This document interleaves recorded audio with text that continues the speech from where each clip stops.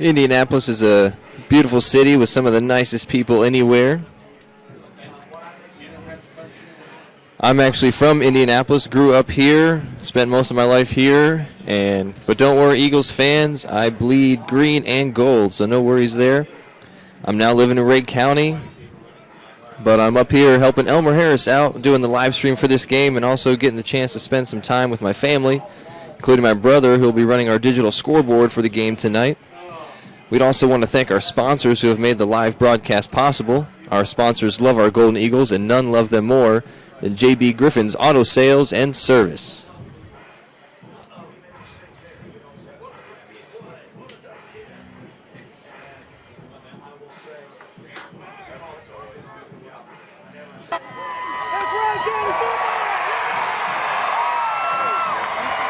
When you want the best in local football, you want the Rhea County Eagles. And when you want the best in local auto service, you want JB's Auto Sales and Service. Honest and dependable, right down Back Valley Road from Eagle Stadium in Evansville.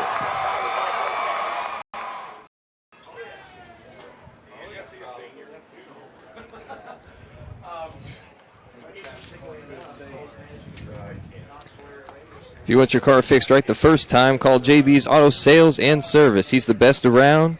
He's the only one my family trusts. So we take a shot at the crowd there. We got a good attendance here from all the fans traveling all the way up, making the 7 to 8 hour drive up I-75 from Tennessee. So we pan the crowd there.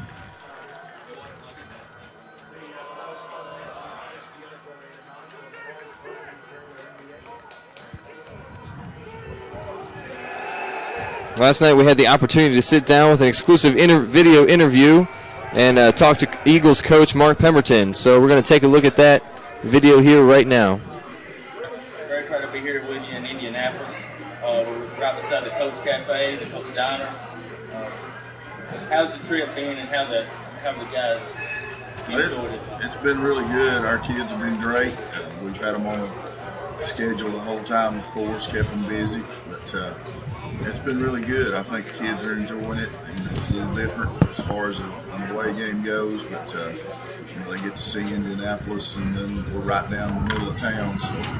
So and we're going to tour Lucas Oil Stadium tomorrow, so they're going to get a chance to do some different things and see some different sights. But we told them we're on a business trip. We want to come up here and play well and get after this bunch. It's a very good football team. Cathedral is. They play a national schedule. They play a lot of the nationally ranked teams. So it's a huge task for us. But this stuff's by design to try to get our bunch battle tested by the time the playoffs come around. So you got to play good teams to do that.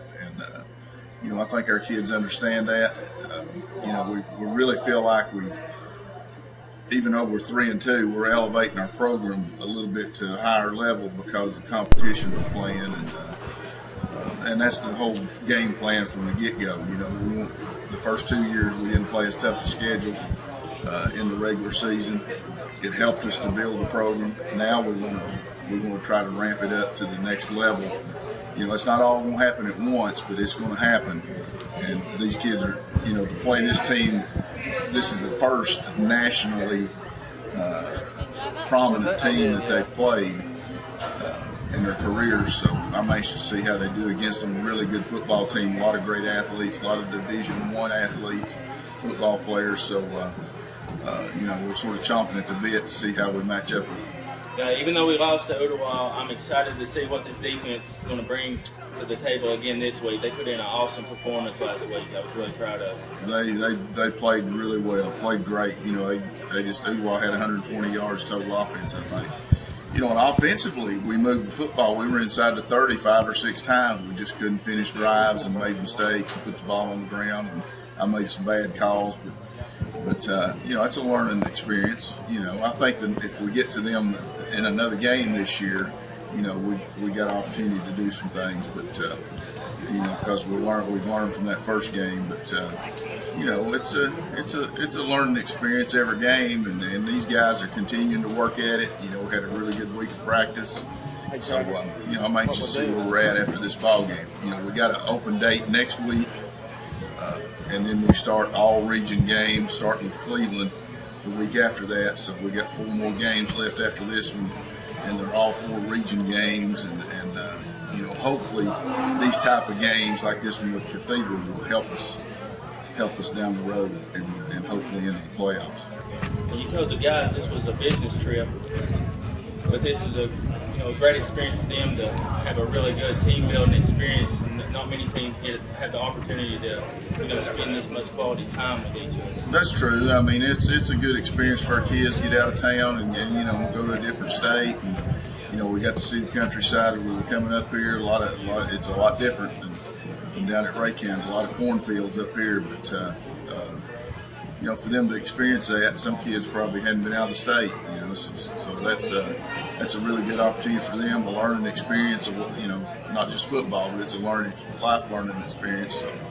So really, these games are not bad. I mean, I'm telling you before we start our interview, I wouldn't mind playing one of these every 2 years when we play good people from out of state. So maybe that's something we look at down the road. Hey, I'm excited about this Cathedral game. Yeah, me too. I mean, like I said, they're really solid. Now they're 3-2 like we are. They've been beat by Cincinnati Moeller, who is a national. They play a national schedule, and also St. Xavier out of Cincinnati. Both those teams are, I believe, out of Cincinnati. So Cathedral travels now. They play a lot of the really good teams from different states. They finished last year 5-5 in the regular season because they played such quality opponents, and then they went on 1-5 in a row in the playoffs and won the state title. So, that's sort of the same scenario. We don't want to finish 5-5, obviously, but that's sort of the same scenario we're looking at. Is, hey, let's put better competition on the table. Let's get better every week because it forces you to play really well, or you'll get blown out if you don't. So it forces you to play well. So hopefully that ramps us up, and by the time we get into the playoffs, it helps us. And it's pretty cool. We're going to invite them down to Evansville next year. Yeah, they'll come down and play at our place, and they're a really class act. I've enjoyed corresponding with their head coach and their athletic director, and it's a class act, and there's a reason they're the winningest program in Indiana history. They do a great job at the little things, and including their administration. So it's a pleasure to come up here and play them, and we're looking forward to it. Coach, I appreciate your time. I know you had a defensive meeting. It's going to be followed by an offensive meeting. Let you take care of business, and look forward to seeing you tomorrow. Sounds good, Elmer. I appreciate you coming up.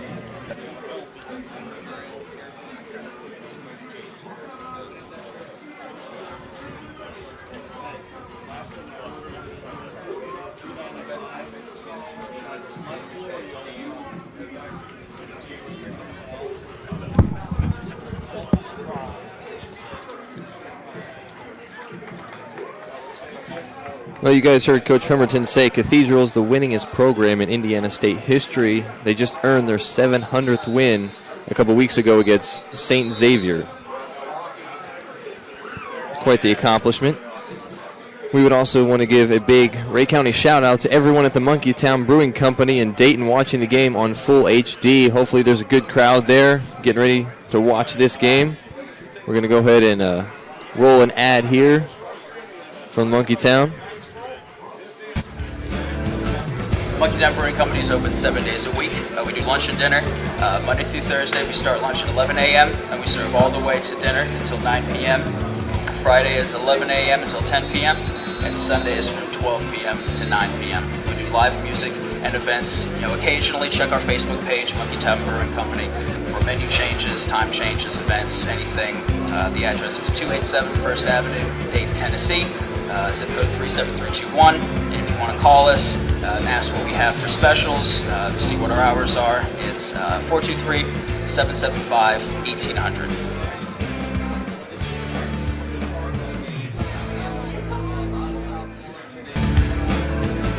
Monkeytown Brewing Company is open 7 days. I believe we've established Cathedral is one of the best teams in the country, but hey, we do have some playmakers of our own. let's take a look at some of our favorite highlights of 2015.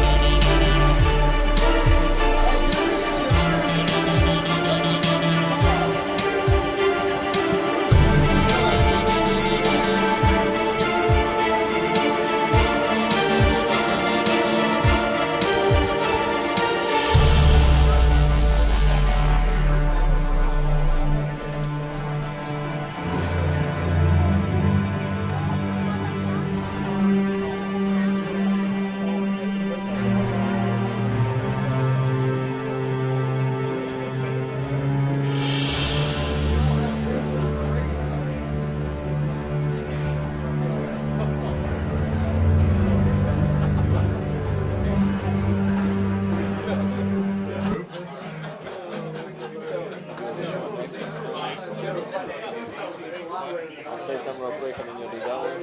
No, we're going to wait until the players run through the things, and then we're going to hit that. And then we'll roll, and then we'll do the offense and defense.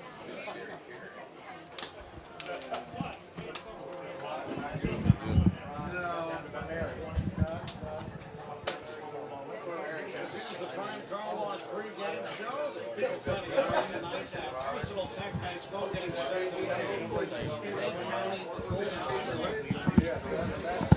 Welcome back, Eagle fans, as we get set for this one. We're just over 14 minutes left remaining before the start of this game.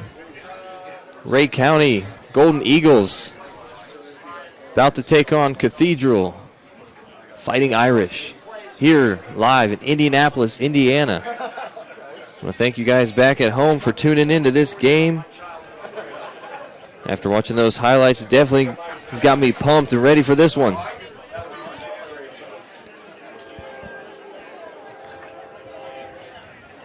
All right, Travis, this is Elmer Harrison. Proud to be here with you today. It's great to be doing this game alongside you, man. I'm glad I was able to come up here and help you out. Hope all the fans back home are enjoying the broadcast. I want you to share the link with all your friends. And also, I want to tell you that you can make a tweet, #EaglesInIndy, and we will give a shout out to your friends, and we will display them online over the broadcast. Let your shout out be heard.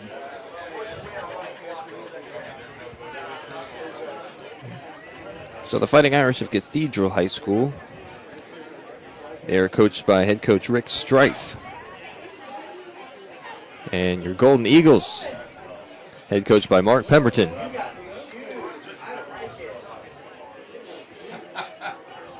Cathedral's record coming into this game is 3-1 on the season.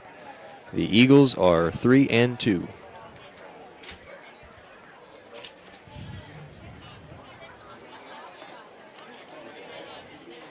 Just under 12 and a half left here in the pregame. As we get set, teams will be running onto the field here shortly. And we'll have some introductions, and coin toss, national anthem, all that stuff. These folks here at Cathedral are, they're first class. They've been very welcoming. This whole town, I've been very surprised here in Indianapolis. Everybody's been really nice for a big city. We've enjoyed getting to walk around downtown. The Eagles got a tour of Lucas Oil Stadium. They had a great time out there, and it's just really been an enjoyable experience, and we hope to bring some of that joy back to you guys back home. Proud of you guys tuning in and watching us online. Now, if I'm right here, Elmer, this is only the second time Rhea County's ever gone outside of the state of Tennessee to play a football game? That's right, and I've heard a lot of chatter about that. That's a big statistic that stands out, but I can tell you an experience that hasn't been mentioned. The last time, I believe it was in 1991, our mascot, we went down to Prattville, Alabama, and they weren't as welcoming as the kind folks up here at Cathedral. Our mascot kind of took a beating in the dressing room, and I'm sure that was a memorable experience for him.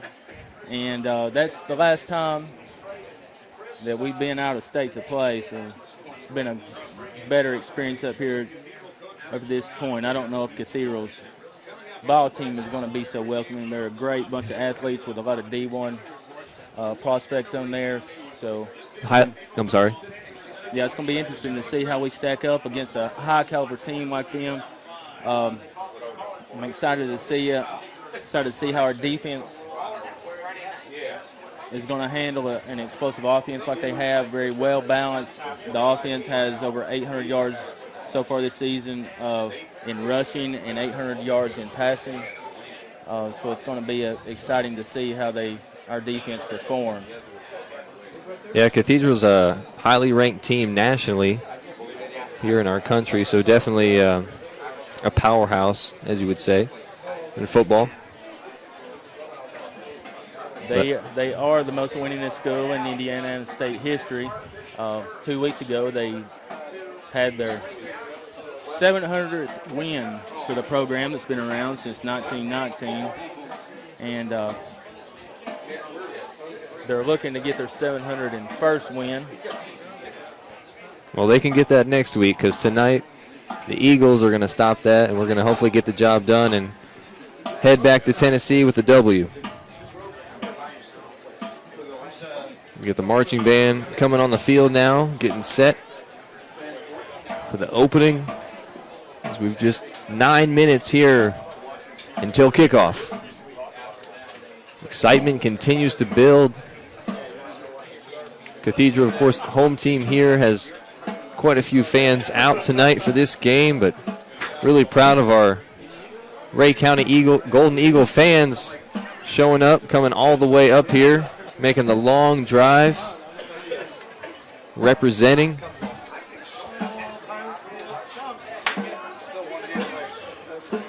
This marks the longest trip in the history of the school to go and play a football game, so pretty exciting. Very unique opportunity.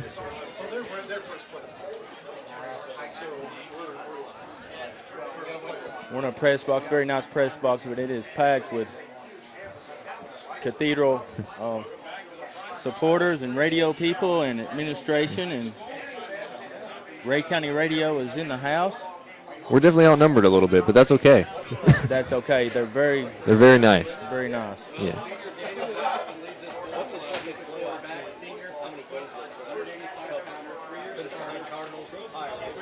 At this time, I would like to give some appreciation to one of our weekly highlight video sponsors, an institution for Rhea County that it's beyond reproach. It's a award-winning manufacturing company, Lazy Boy, and we'd like to appreciate their support.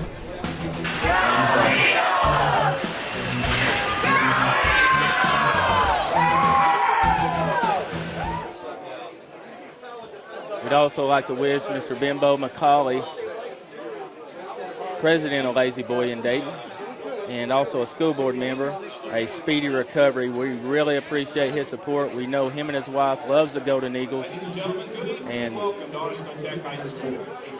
he has had a knee replacement operation, and we wish him a speedy recovery.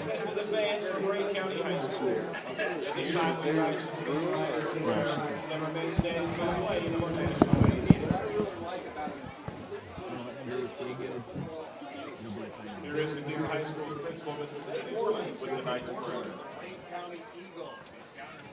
In the name of the Father, and the Son, and the Holy Spirit. Amen.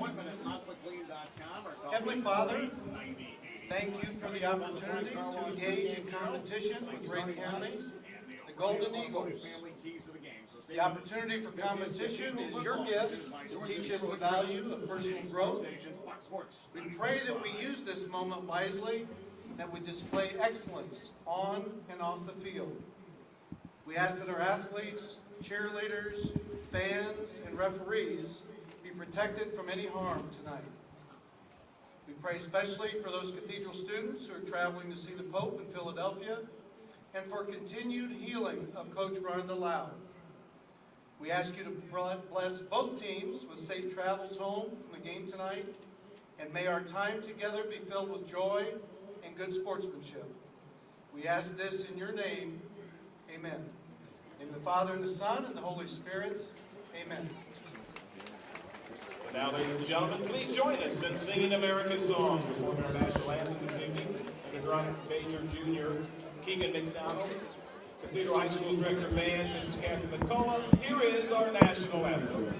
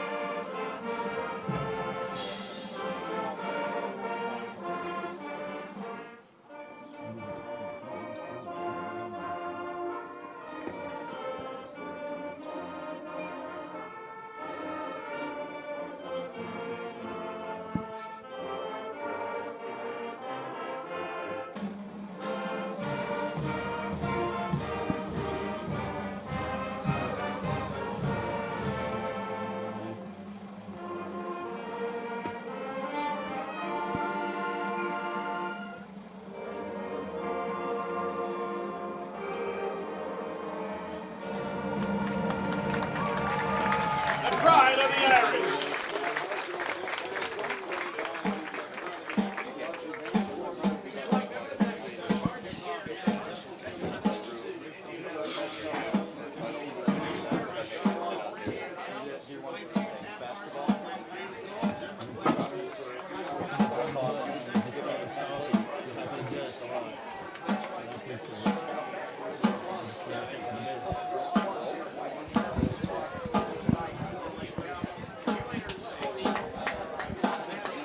All right, folks, we're about ready to get this party started.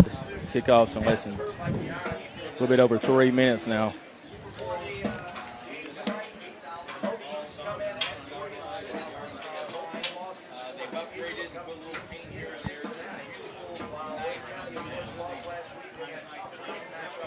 Well, I thought the marching band did a nice job with the national anthem. Always enjoy hearing the live music.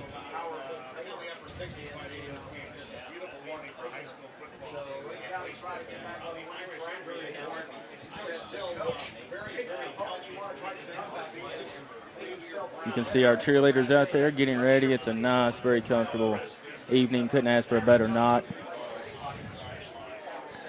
No, you really couldn't. And this is a beautiful fall night here in Indianapolis, one that I'm very used to, having grown up here.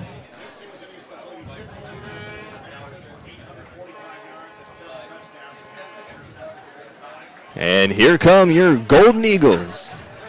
They're getting staged up, folks. Ready to go.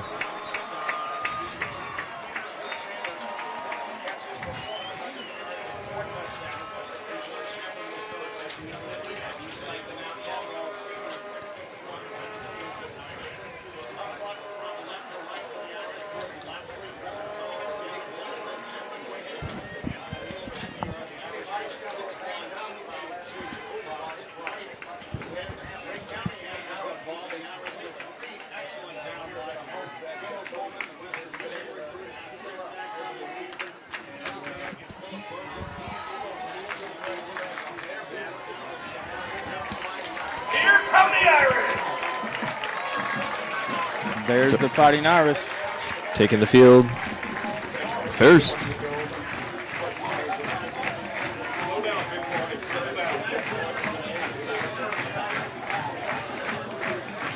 Cathedral is a nationally recognized team. You know, they're unofficially ranked on Max Preps, I believe around 103. They did lose last week to St. Xavier. Another nationally ranked team, but they have a great team. And here come the Golden Eagles.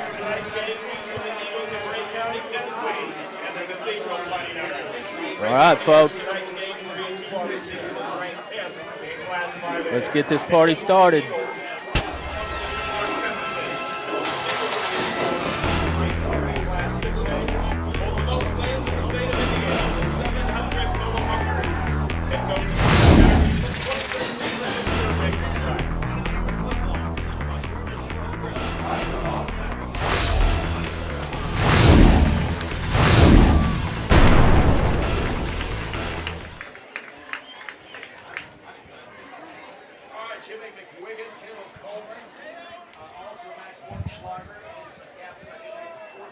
Ladies and gentlemen, tonight we'd like to extend a warm welcome to all you kids from Ravage Children's Hospital. Please focus your attention to the 50-yard line. Let's welcome Ben Edwards, Abby Nagel, and Franklin Google. Right there, folks, you see the ceremonial coin toss with team captains.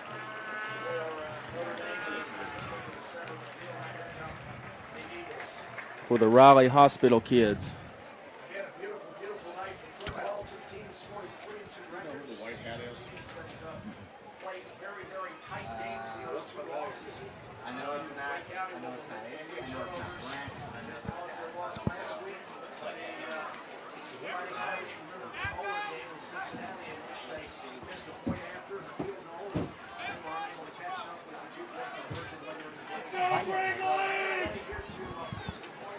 Now you see the captains out on the field for the coin toss.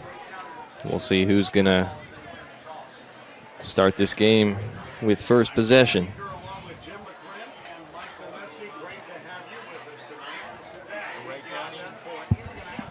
For Ray County, it's Nick Mullins, James Sharp, Dylan Smith, and Daniel Dotson.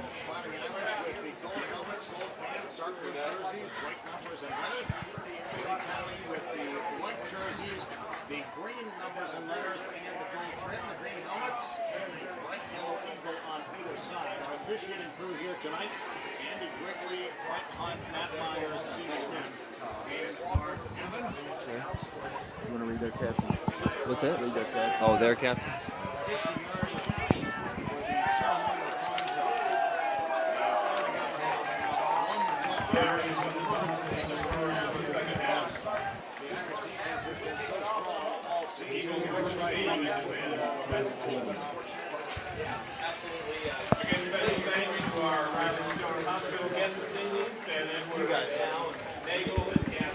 All right, guys. Eagles are getting the ball first. Let's go ahead and take a quick look at our starting lineup.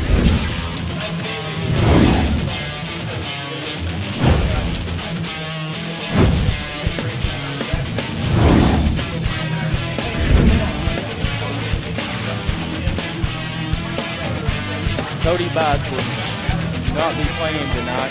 He's having a issue with his ankle, and he's wanting to make sure it's 100% before we get back to district action against Cleveland. Well, that's definitely got to be hard for him. You know, thankfully, at least he got to come and make the trip, but unfortunate that, you know, he doesn't get to play in this exciting game. And, yeah, you know, definitely hurts not having him out there for sure, offensively and defensively, as he's definitely a force to be reckoned with and someone that the Irish would definitely have to be keeping their eyes on at all times.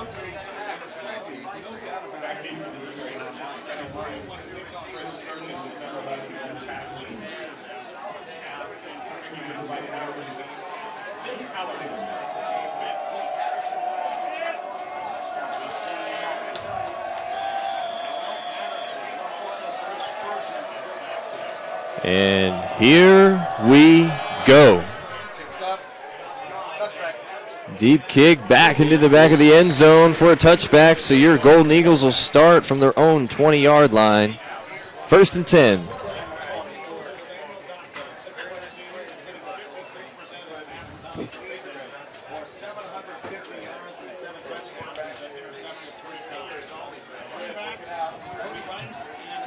The senior number 14, Daniel Dodson at quarterback for your Eagles, as he has been all season long.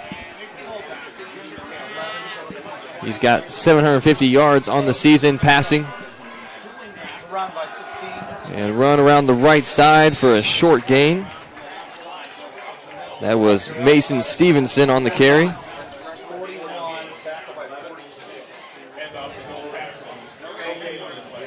That tackle was made by number 46, Jamal Jackson, for the Irish.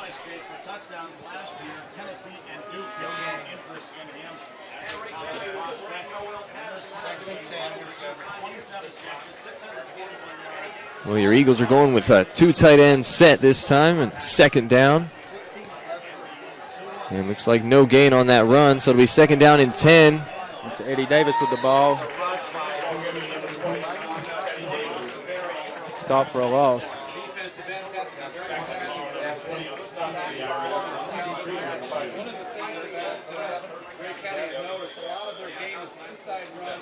The Irish did a good job getting in the backfield that time and disrupting the play. As brings up a 3rd and long.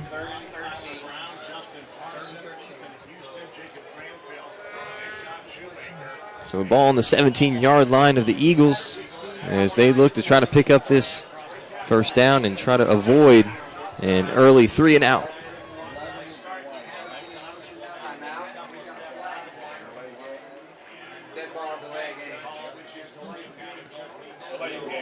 And looks like we've got a delay of game penalty, which is going to knock the Eagles back another 5 yards, which is going to make this long third down, even longer. As we've got 10:38 left to play here in this opening 1st quarter.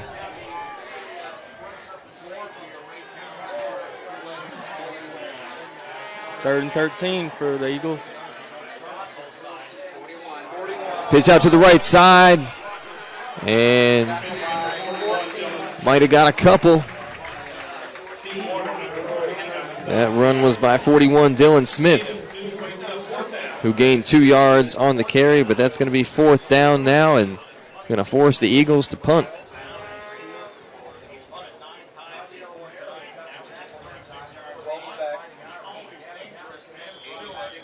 Friends, don't forget to tweet in using the hashtag EaglesInIndy. And we will give a shout out for you during halftime. Stewart back deep, ready to receive the punt for the Irish, as he is known to take them back to the house from time to time. Eagles get the punt away. That one going to bounce and scooped up. Breaks 1 tackle and then brought down by a gain of Golden Eagles. Ball came loose at the end, but play was ruled dead there, so Cathedral going to take over 1st down and 10 already in Eagles territory. So they're going to start things off here, 1st and 10 from the 41-yard line of the Golden Eagles. Let's take a quick look at the Eagles starting lineup.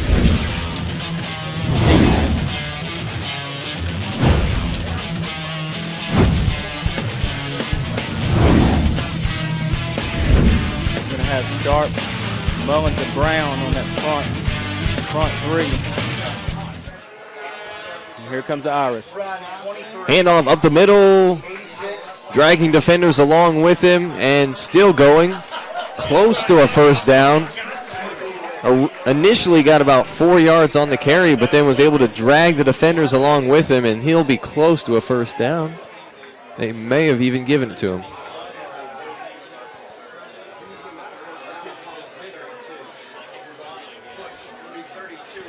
We'll call it 2nd and 1. Very short one, might even be 2nd in inches, as quarterback sends his receiver in motion. Quarterback in there is Max Bortenschlager. And run around the right side and brought down. That was Marquise Stepp on the carry for the Irish, and that's enough to move the chain, so 1st and 10 for Cathedral.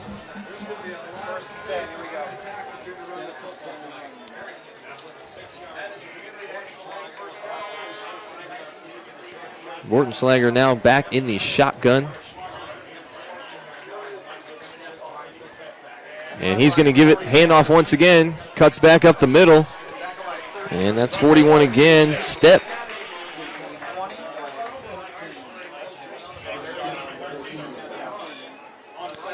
Number 13, James Sharp, made the tackle for your Eagles. That time, 9 yards on the run, so 2nd down and 1 once again. And a handoff up the middle again, broke 1 tackle and then brought down, so that'll move the chains. So Stepp able to move the chains for the Irish once again, as we're just under 8 minutes left to play here in this opening 1st quarter.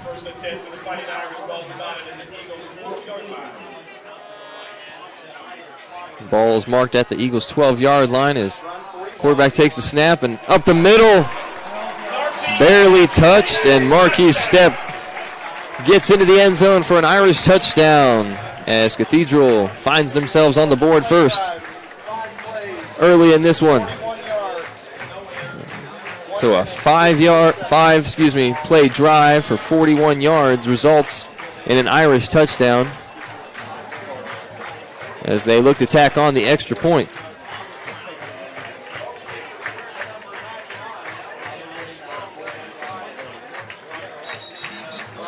And flags fly right before the snap. Looks like an offsides call, Travis. Yes, offside's going to be declined. And they're going to give it another go.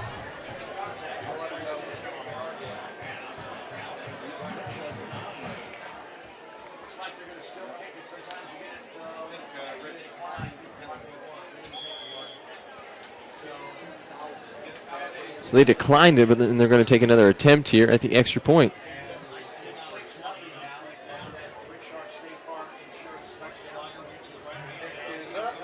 Oh, that one blocked.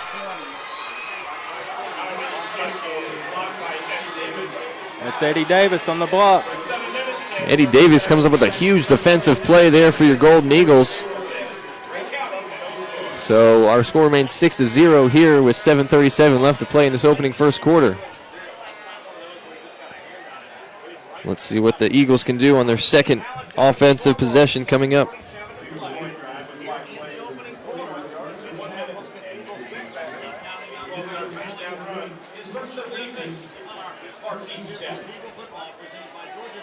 Let's hope that block lets the Eagles get settled in here a little bit and take that momentum into this second drive of theirs. Yeah, probably got a little bit of nerves, and definitely normal. So, yeah, hopefully that'll calm them down a little bit and they can get some things rolling on the offensive end.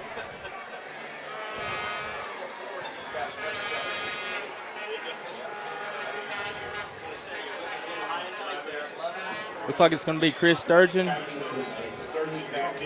And the human highlight film, Noel Patterson. Love that guy. He's so fun to watch.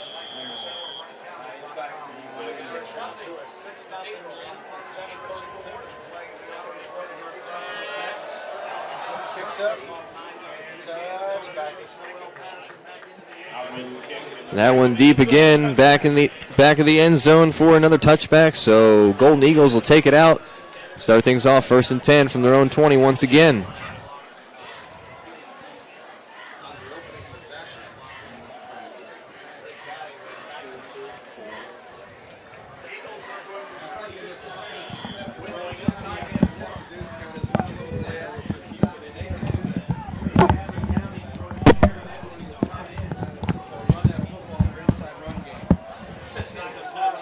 Here they go.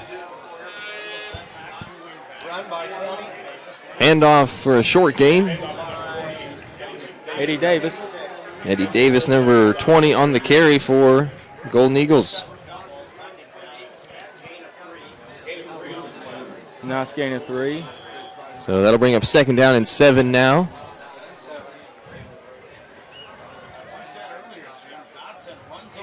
It's good to see some positive yards there on that first drive. They stalled a little bit, then ended up having a penalty, lost a few yards, so decent gain there. This one fakes a throw, flies up the middle. Beautiful pass there from Dotson. That's to Jared Edwards, the big Ray County tight end. He's a junior. We saw that play a lot last season in the playoffs. The Dotson to Edwards connection for a big gain, 23 yards on the pass play. And that'll move the ball all the way out to the 46-yard line. 1st and 10, Golden Eagles. Like you said, maybe that block field, extra point attempt, a little ignite him. There's a handoff to the left side, and Eddie Davis bounces around and stop maybe just shy of the 50-yard line. Yeah, they're going to mark him back at the 49.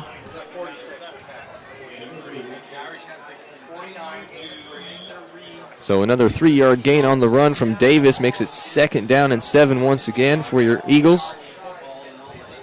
6:20 left to play here in this opening first quarter.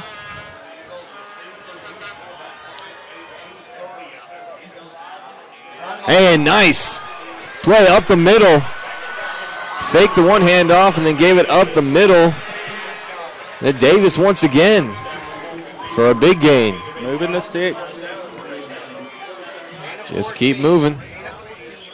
Gain of 14 yards that time for Davis, his longest on the night so far. Friends, if you're watching this broadcast and enjoying this broadcast, please share the link on Facebook, on social media. Tell your friends and family. Let them know where to tune in. On YouTube, watch it from any device. Dotson pitches it outside to the left. And gain of a few. Davis again. Just keep giving it to him. There wasn't much space, but he He worked with what he had. Managed to get 5 out of that, so nice run in there by Davis. Once again, 2nd down and 5 for the Eagles. They're staying head of the sticks here. 2nd and 5. Ball on the 32-yard line. And he's stopped for no gain. That time ran into a wall there from the Irish. Mason Stevenson on the carry.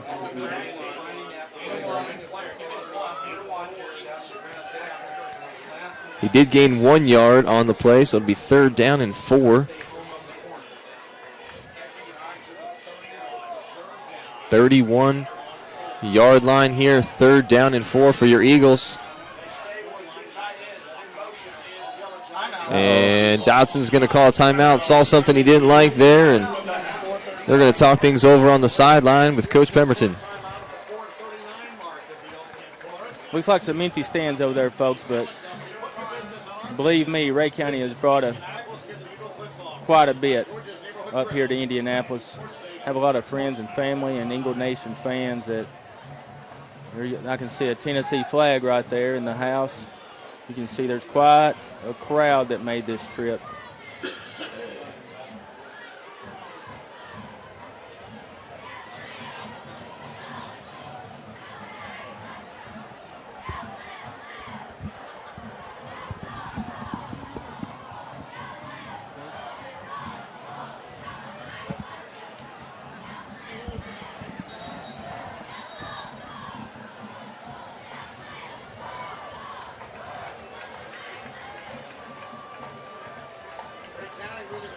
So let's see what the Eagles have cooked up here after the timeout. 3rd down and 4. Let's see if they can pick it up. Dodson under center once again. And Davis gets stopped behind the line that time. Might have lost 1. So that's going to bring up 4th down.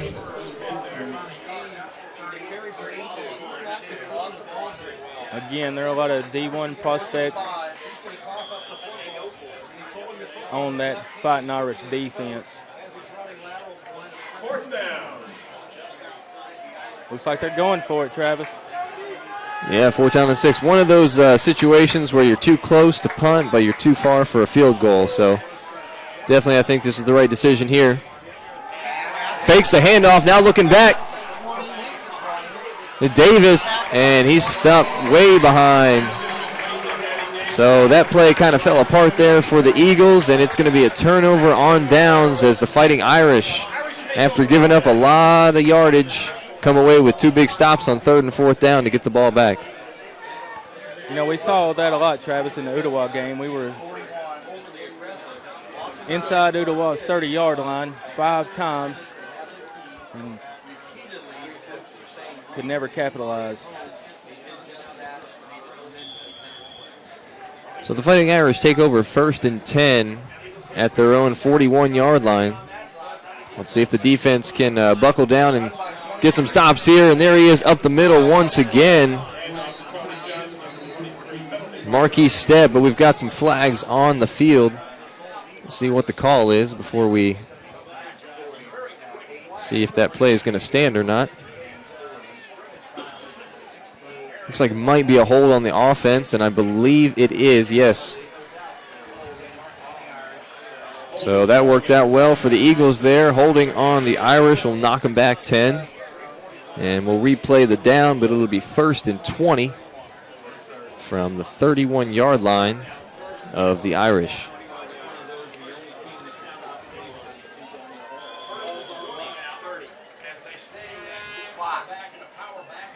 So handoff once again, Stebry, 1 tackle, and then finally brought down. That was actually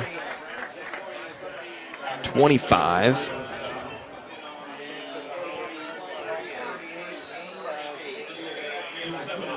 It'll be 2nd and 13, is that right, Travis? Yes, gain of 7 on the play, 2nd down and 13.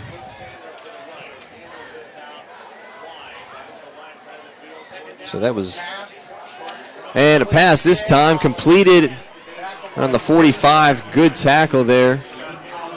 Thought they might have got a hand on that pass, on that ball while it was in the air, but Very close. So a big down here is 3rd down and 6 at the 46-yard line of the Fighting Irish. So see if the Eagles can force a punt here as they send a man in motion. And fakes the handoff this time as the quarterback rolls around left side. He's going to keep it. He's got room, and he's got the first and then some out of bounds. He's finally knocked out there by Noel Patterson. Or excuse me, Dylan Smith. Apologize, but it was a gain of 10 on the play for the Fighting Irish on the quarterback keeper. So that'll move the chains, and the Fighting Irish now in Eagles territory. Handoff up the middle, bounces around the right side, breaks one tackle, then brought down at the 40. By Eddie Davis. Good tackle there by Davis.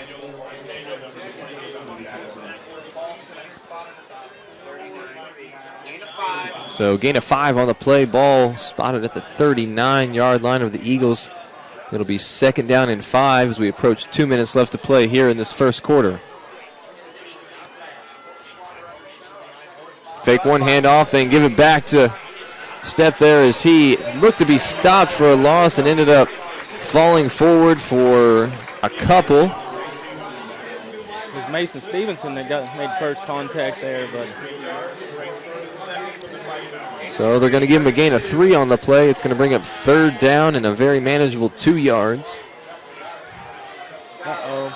And we got some flags coming in. Fighting Irish are clapping like they know it's probably on the Eagles. If that's the case, it's going to be offsides and going to give the Fighting Irish a first down. So moving the chains once again. That'll bring the ball down to the 31.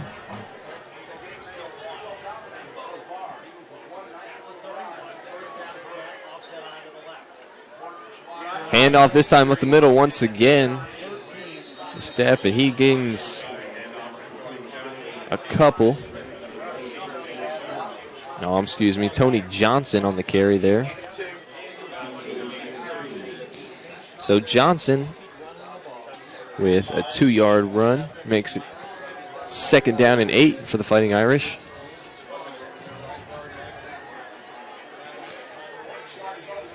Bordenslager under center once again. Fakes one handoff and around the right side. He's got some room to run. Breaks one tackle and then brought down out of bounds. It's Daniel Ortega, the left corner over there, that finally made the stop.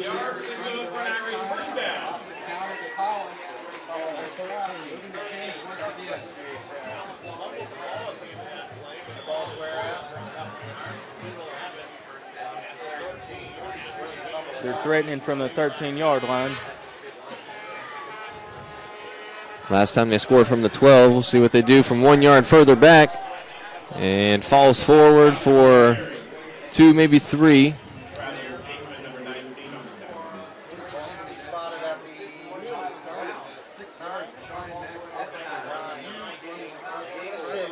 think they squeezed 4 yards out of that play. They did. 2nd down and 6 now. From the 9. They had some really fast motion in the backfield, north and south. And pitch out around to the right side, and nice tackle. That's Eddie. That's James Sharp. James Sharp made sure he was not going anywhere. Sharp is a fast defensive tackle. He's quick. He has the speed to get around. So looks like after 1 quarter of play here, the Fighting Irish leading your Golden Eagles 6-0. We'll step away for just a moment and be back with more action here at the start of the 2nd quarter in just a minute.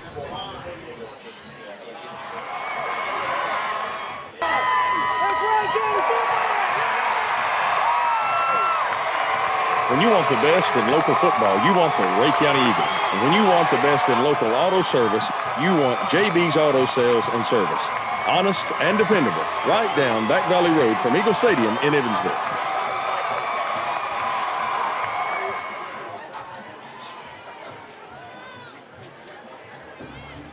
Folks, I would also like to show some love to one of our sponsors that have been around with Ray Review since we started. It's none other than Bradley Schaefer and Eyes on Main.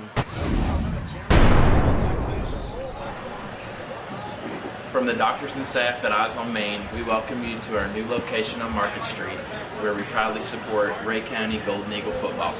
Go Eagles!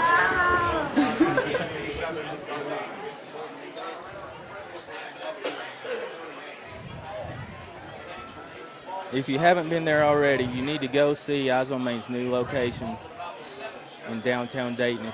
They have a beautiful office. And we're back in action here. And handoff bounces around the left side, and there's no touchdown signal. Looked like he might have gotten in, but knee went down just shy of the goal line. So it's going to be first and goal, though. And quarterback keeper. And Bortenschlager forces his way in behind his offensive line and powers in for the score. Touchdown, Fighting Irish. 3-play drive, 11 plays, 59 yards. So that caps an 11-play, 59-yard drive, which took 4 minutes and 50 seconds there.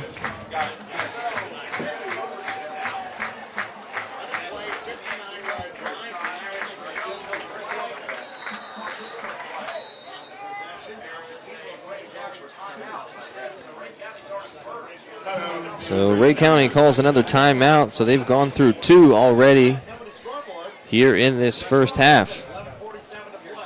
So during the timeout, I just want to take time to read off some stats from the first quarter. First downs for the Irish, 6. For your Eagles, 2. Rushing yards, 9 carries for the Eagles, netted 24 yards, 13 carries for the Irish, 91 yards. Passing yards favor the Eagles 14-8. The Eagles were 2 for 2 on their passing attempts. Irish 1 for 1.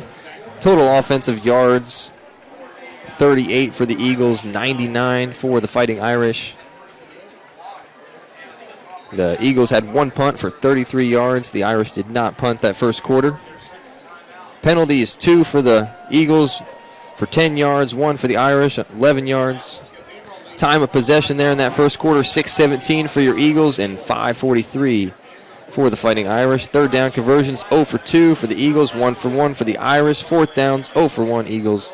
Irish didn't have any red zone scoring chances. Irish are 1 for 2.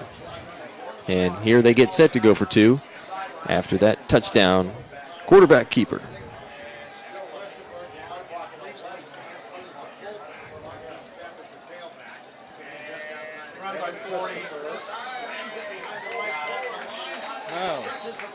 And finally gets across. They had him stood up there for a second, but he managed to get across the line for the 2-point conversion. So that's going to make this one 14-0 in favor of the Fighting Irish.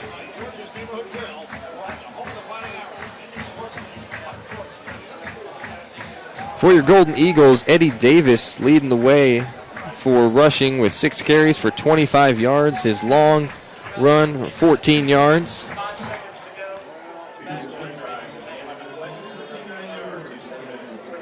Cathedral's Tony Johnson has 7 carries for 33 yards, and Marquis Stepp right behind him with 4 carries for 32 yards.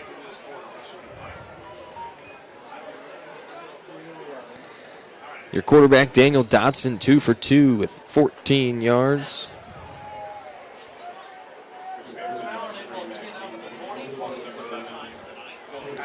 Seems to have a typo in the stat sheet. I apologize because his long throw was 23 yards, so we definitely know he has more than that. And Jared Edwards, the tight end, has a 23-yard reception. And Fighting Irish set to kick off here. This one going to be short this time and returnable as it's fielded about the 2-yard line. Oh, nice spin move. He's still on his feet. Breaking tackles and finally brought down at the 25. That was Noel Patterson. Folks, how many times have we seen that?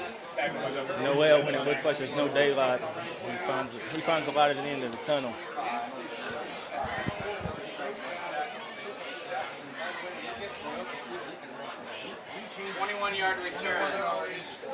So Patterson gets credited with a 21-yard return on that kickoff.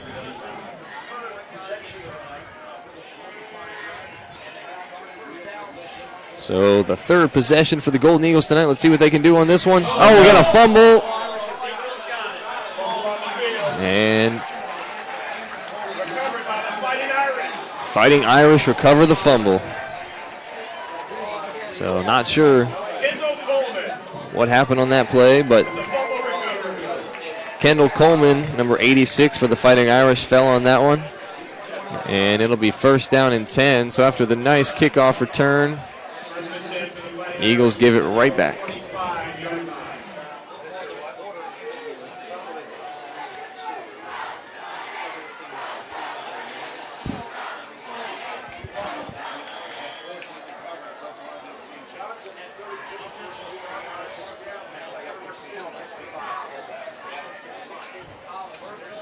So shotgun formation now. Is this one taken up the middle and believe might have lost a yard.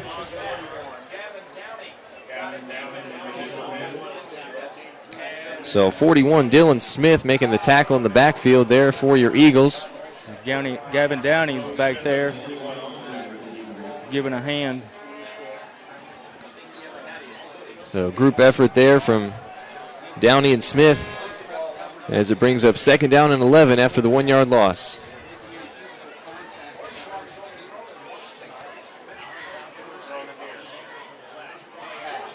And fakes the handoff, rolls right, and fires one down behind and low to the wide receiver. So incomplete, third down and 11 now. Good coverage down the field from Patterson down there. Patterson.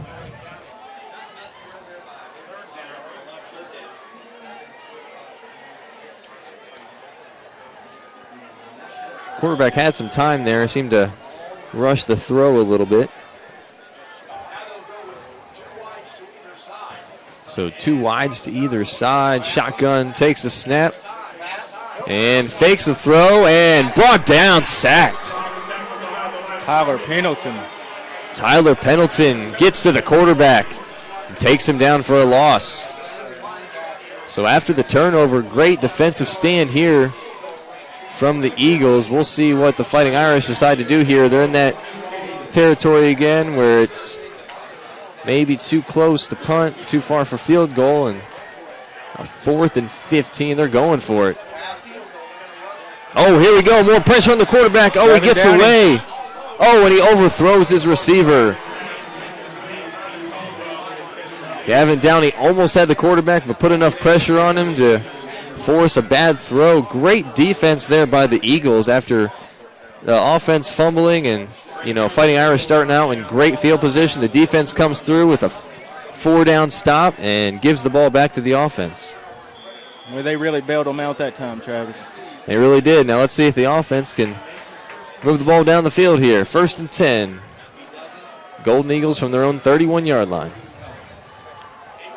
Handoff around the right side. Gets a good blocking there. And oh no, we got a fumble. And that one recovered by the Fighting Irish as he scooped it up and ran it back inside the 20. Well, that's frustrating, Travis. You know, that was another good run by Dylan Smith. He was fighting for extra yards, and the ball just got popped out of there. Yeah.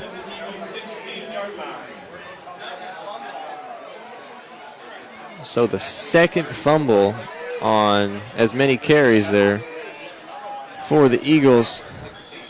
So after the defense does such a great job bailing out the offense once again, they've got to come back on the field and do it once more.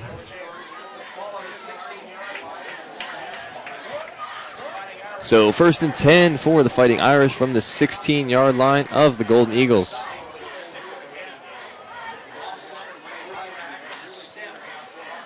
Winschlager under center this time, and we've got a flag.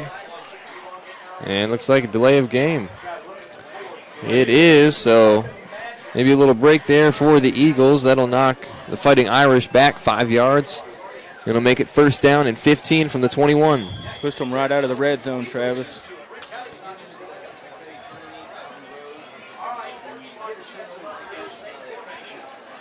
And handoff up the middle this time. And gets a few. So we might have got those 5 yards back that they just lost on the penalty.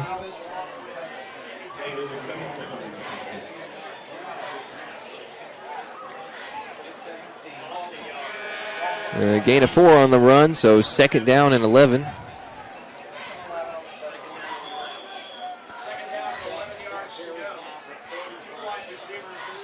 Two wide receivers for the Fighting Irish, one to the left, one to the right. And gives a handoff around to the right side. He's got some room, and he goes untouched into the end zone for the touchdown. Marquis Step, number 41, getting it done.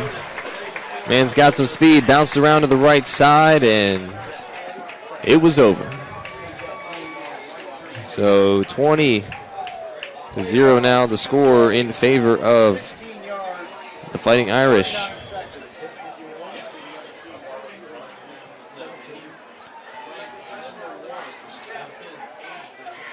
So Step's 2nd touchdown of the night is a 16-yard run. And Davis almost comes in there and blocks another, but the Irish able to get that one off and through the uprights. So after the extra point, 21-0 our score in favor of the Fighting Irish.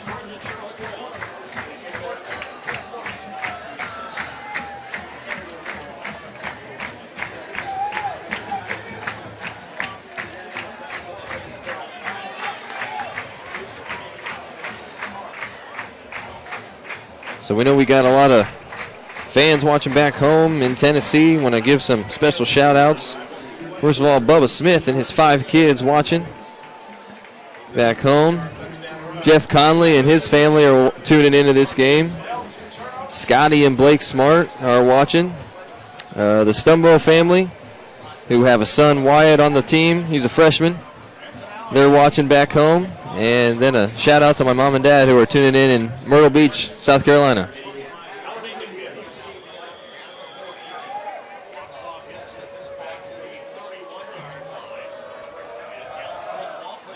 And a short kick here, maybe a little squib kick. Oh, free ball, and the Irish got it. So did a little squib kick there and were able to come away with it. Well, Travis, this is one of those things, if it can go wrong, it is. Yeah. And that right there, you know, was even better than an onside kick because obviously went further down the field, and I think it kind of threw the Eagles off a little bit. They kind of just weren't really sure, and they thought about letting it maybe go out of bounds, which would have been a penalty and, you know, would have benefited us, but the Irish were able to get up there quick enough and come away with the ball. So ball back to the Fighting Irish as they have it 1st and 10. And looking to do some more damage here. Pass completed to the wide receiver.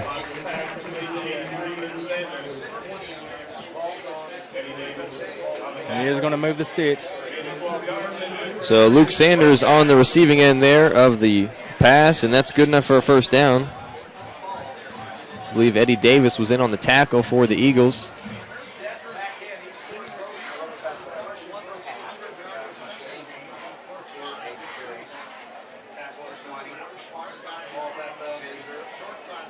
Bordenschlager now under center.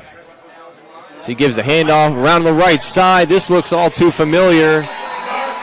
In the end zone once again, Marquis Step, number 41, as he finds the end zone once more for his 3rd touchdown of the night. That one looked about as easy as the last one he had.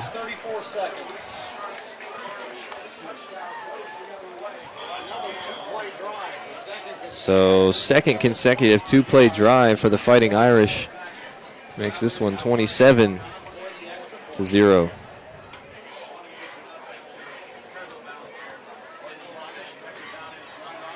So 23 yards on that drive, a total of 34 seconds, and the extra point is good, and that makes it 28-0. See a flag fly there at the end.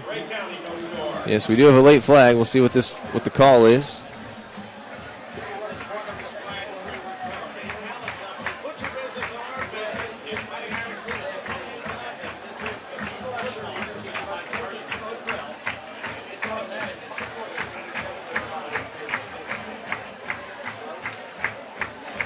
Looks like they're still discussing this.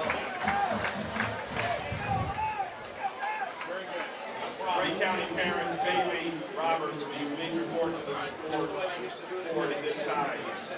Parents of Bailey Roberts, Ray County, please report to the scoreboard at this time. Thank you.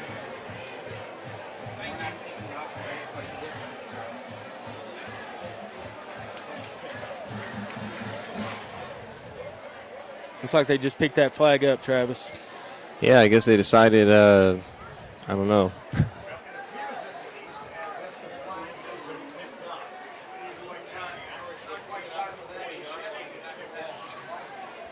Well, let's see if Patterson can have another good return here if they do indeed kick it to him. They may put this one in the back of the end zone this time after seeing what he did with it last time.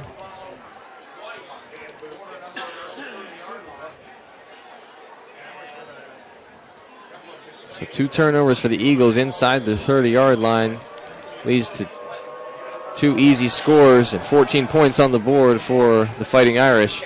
Short kick here this time, and that one's going to be fielded and downed. It's by Ethan Houston. Ethan Houston there.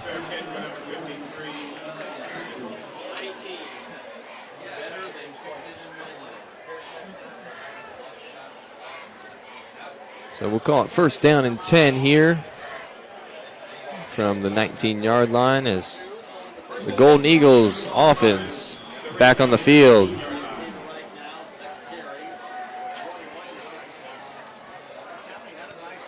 I'd like to remind our fans, all the Eagle fans watching, that this is a top caliber nationally ranked team that we're playing. So please keep that in mind before you get too frustrated by watching.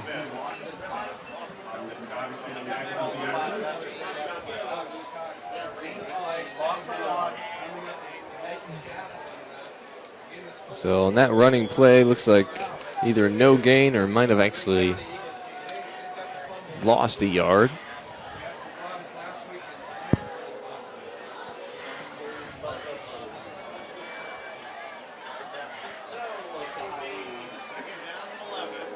So 2nd and 11 after the 1-yard loss on the run. Bounces around the left side and then tackled. Short gain. And that's Eddie Davis once again. Number 20 for your Eagles.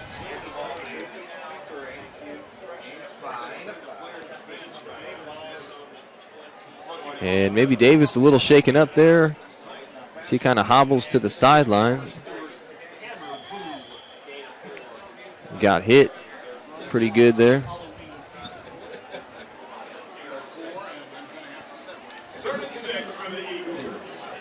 So 5-yard gain there from Davis makes it 3rd down and 6.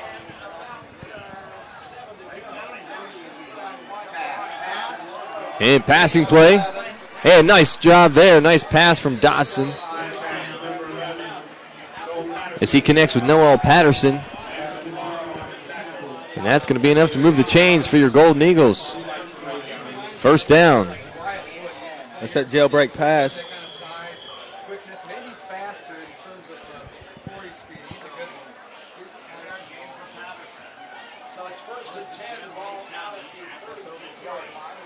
So 1st and 10, 30 at the 33 for the Eagles. This time, Dotson going long downfield. Some contact.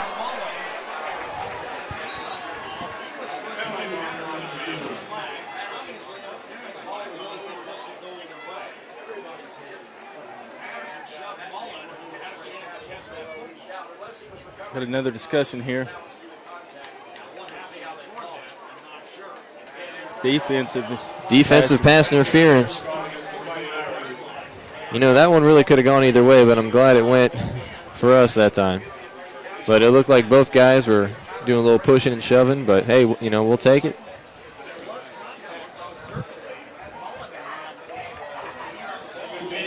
It was a nice looking ball there by Dodson, who just fired it up there.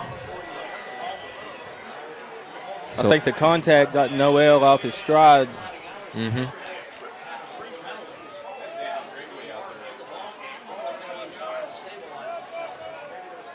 So that moves the ball up to the 47. Make it the 48. 1st and 10 for the Eagles. Fakes one handoff, gives it up the middle. And got tripped up there, but not before a nice gain by Dylan Smith on the counter. So good play there from the Eagles. Mixing things up a little bit, getting that counter run.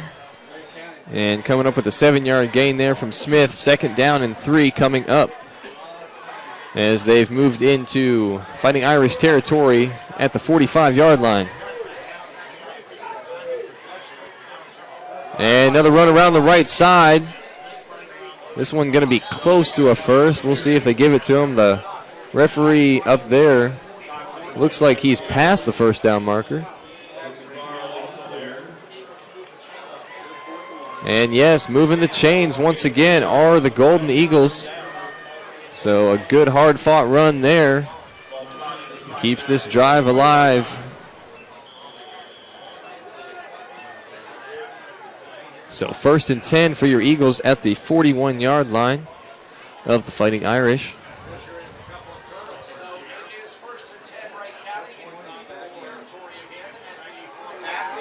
And another handoff.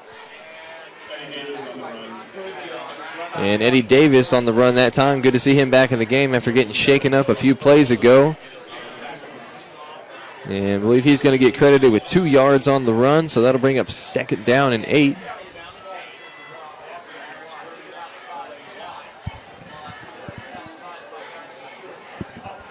Yeah, Ray County is definitely undersized a little bit there on the offensive line compared to the defensive line there, the Fighting Irish, but those guys doing a good job digging in the trenches there and pushing the line forward. And handoff around the right side once again. And turned it inside.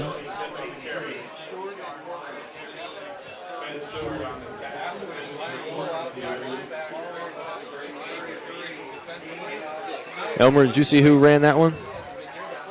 I believe that was Dylan Smith. Dylan Smith that time. Again, Dotson got clobbered. His sleight of hand there had the defensive tackle completely fooled. Yeah, he got that off just in time, didn't he? That brings up 3rd down and 2 after the run from Smith. And handoff on the left side. I don't think he got there. No, and then he got thrown down after the play. Dangerous. Could have gotten a flag there after the whistle was blown. So no gain on the run there. It's going to bring up 4th down and 2 for your Eagles. Let's see what they draw up here.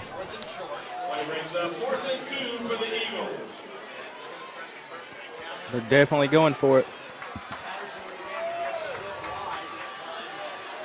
On the 33-yard line.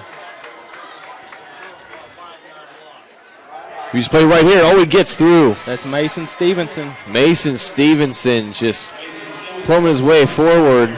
Good enough for the 1st down and moving the chains for your Golden Eagles. That's a junior that we saw a lot of last year. Made a big impact in the playoffs and in the regular season. You're going to see a lot more of that young man. So they're going to give him credit for 4 yards on the carry there and moving the chains. 1st and 10 for your Eagles at the 30-yard line of the Fighting Irish. Smith again. And Smith around the right side for little to no gain. Irish sniffed that one out pretty well. It's going to bring up 2nd down and 10. Actually, they gave him 2 yards on the play. Got ahead of myself there looking at the scoreboard, so it'll be 2nd down and 8 from the 28.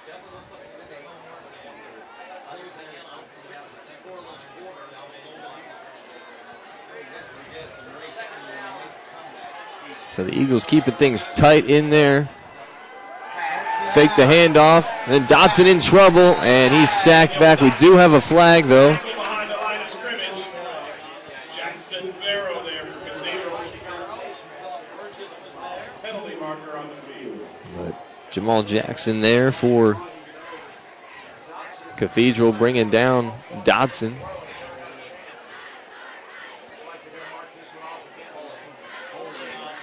Holding on the Golden Eagles. So they're going to decline the penalty. And it was a loss of 6 on the play. So that makes that 2nd 8 and 8, a very long 3rd and 14.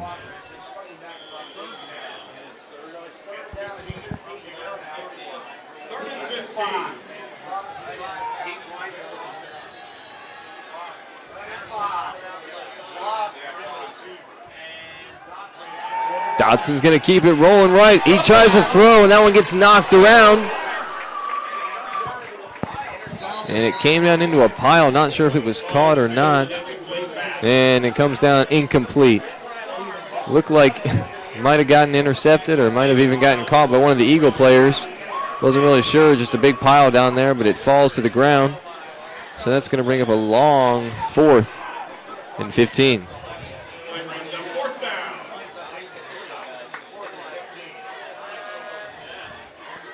So Dodson not getting much time back there as the Fighting Irish getting a lot of pressure. And Dodson goes short and incomplete.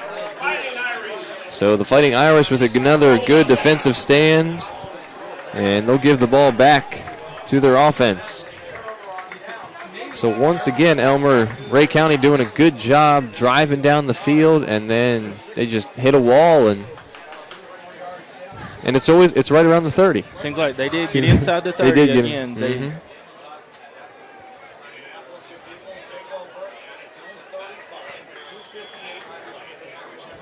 So Cathedral taking over at their own 35-yard line. And here's a run of the right side. He's still on his feet. He's still going. 40, 35, cut back, 30, 25, and finally brought down at the 22, maybe the 21-yard line. There's a shoestring tackle by Noel Patterson. Saved the touchdown. Yeah, he looked like he was gone there, but Noel Patterson making the tackle. Irish are quickly getting back to the line of scrimmage. That run was made by Tony Johnson and good for 42 yards. Here comes a pass play. Oh, broken tackle. Should have had him bouncing around to the right side and cuts back to the middle. Being brought down. So it looked like they had him in the backfield. He ends up gaining some yards for the Irish. So gain of 4 after that pass play. 2nd down and 6. Coming up now. Quarterback back in the gun. Gives the handoff, and nice job getting back there. Eddie Davis. He was there to meet him behind the line. Joined by James Sharp back there. We've seen him in that backfield many times this season. 3rd and long, Travis. 3rd and 11. Big stop coming up here for your Eagles.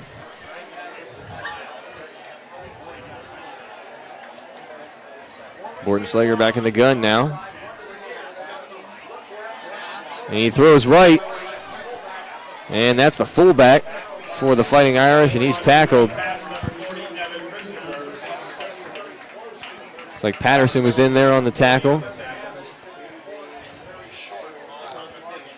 So ball's going to be placed at the 15-yard line. That's going to bring up a 4th and very short 2.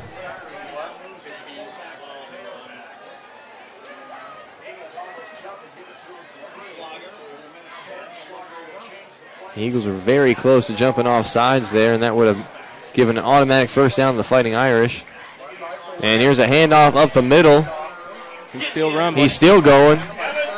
And finally brought down. That was Evan Christopher for the Fighting Irish. And he'll move the chains. First and goal.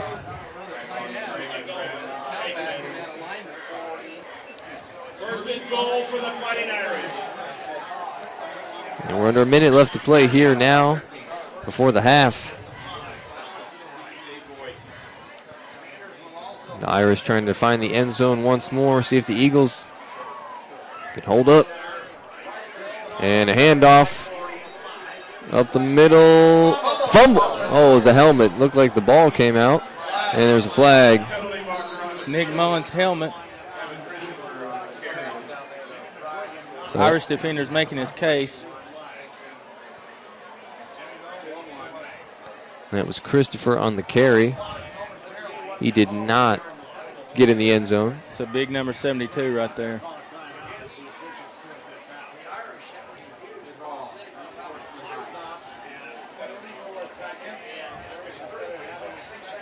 Unsportsmanlike conduct called against the Irish. Find out on the field. Cathedral left first of the half. So an unsportsmanlike conduct call on the field as one of the Irish players ripped off the helmet of our Ray County boys. So that's going to knock the ball back. So we might have caught a good break there, and now we've got a timeout on the field from Cathedral, their first of the half. This is a good time to give a shout out to our friends at Monkeytown Brewing Company. Hope you guys are having a great party there. Hope We you're do lunch and enjoying the dinner. game. I know it's a tough Monday through score. Thursday, we start lunch at 11 a.m. and we serve all the way to dinner until 9 p.m. Friday is 11 a.m. until 10 p.m. and Sunday is from 12 p.m. to 9 p.m. We do live music and events. Occasionally check our Facebook page, Monkeytown Brewing Company, for menu changes, time changes, events, anything. The address is 287 First Avenue, Dayton, Tennessee. Zip code 37321. And if you want to call us and ask what we have for specials.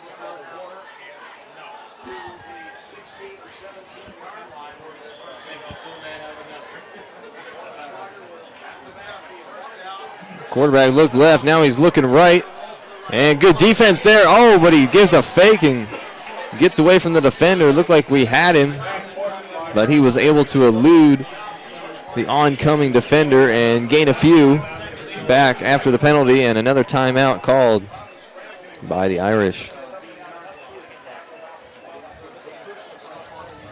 It's now second and goal. Is that right? Second and goal from the 13. So they had the ball all the way down to the 1, and thankfully for that penalty, knocked him back to the 16. And now at the 13. Kirby Garrison at Monkeytown Brewing Company has really added a new dimension to the lively downtown atmosphere on Main Street, Dayton. Located there on First Avenue. Stop in and see Kirby. Kirby has some amazing craft brew and a very interesting menu that he's bringing new items all the time. Some great food. They do have craft brew, but it's a good place for the entire family. Good family environment.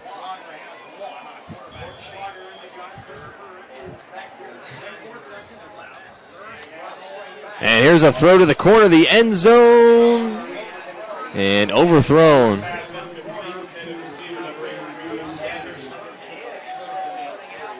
Luke Sanders, the intended target there on the pass play. It's going to make 3rd and 13 now, or 3rd and goal. Fourth and goal. Fourth and goal for Cathedral. It's actually 4th and goal. Our scoreboard was wrong once again. So the Fighting Irish going to try a 30-yard field goal here.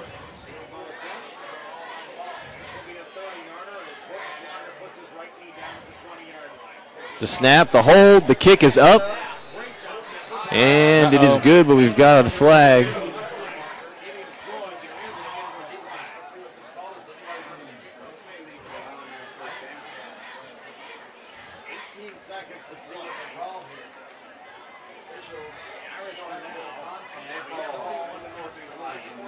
Unsportsmanlike conduct called against Ray County. Roughing the kicker. It's like a dead ball on sportsmanlike conduct, roughing the kicker.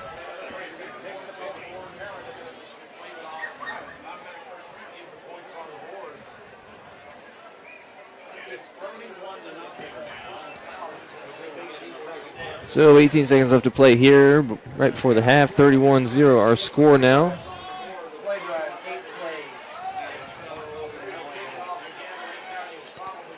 That was an 8-play drive for Fighting Irish. 52 yards and took 2 minutes and 40 seconds.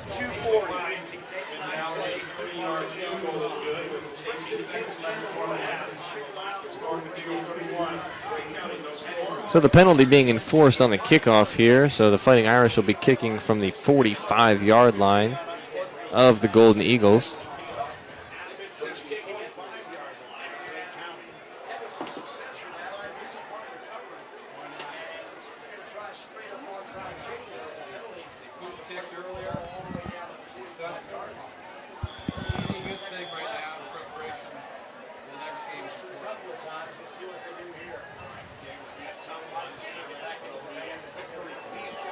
So Aldering set to kick, and he's going to boom this one way deep and out of bounds. So the Eagles will take over at the 20-yard line, 1st and 10.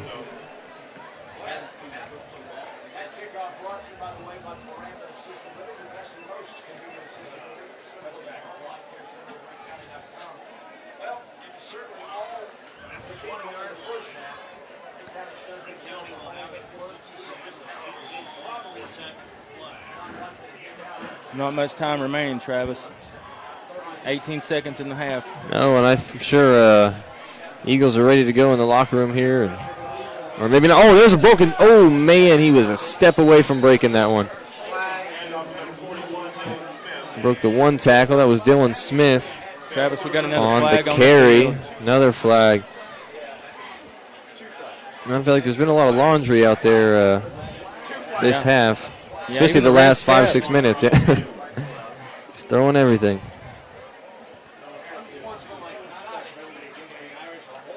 Justin Parson tried to pick the ref's hat back up for him. We'll see if it makes a difference in the call. Uh-oh. So we've got a holding call on Ray County and dead ball unsportsmanlike called on Cathedral. Second down. So it'll essentially be a 5-yard pickup for Ray County. Yeah, still first down.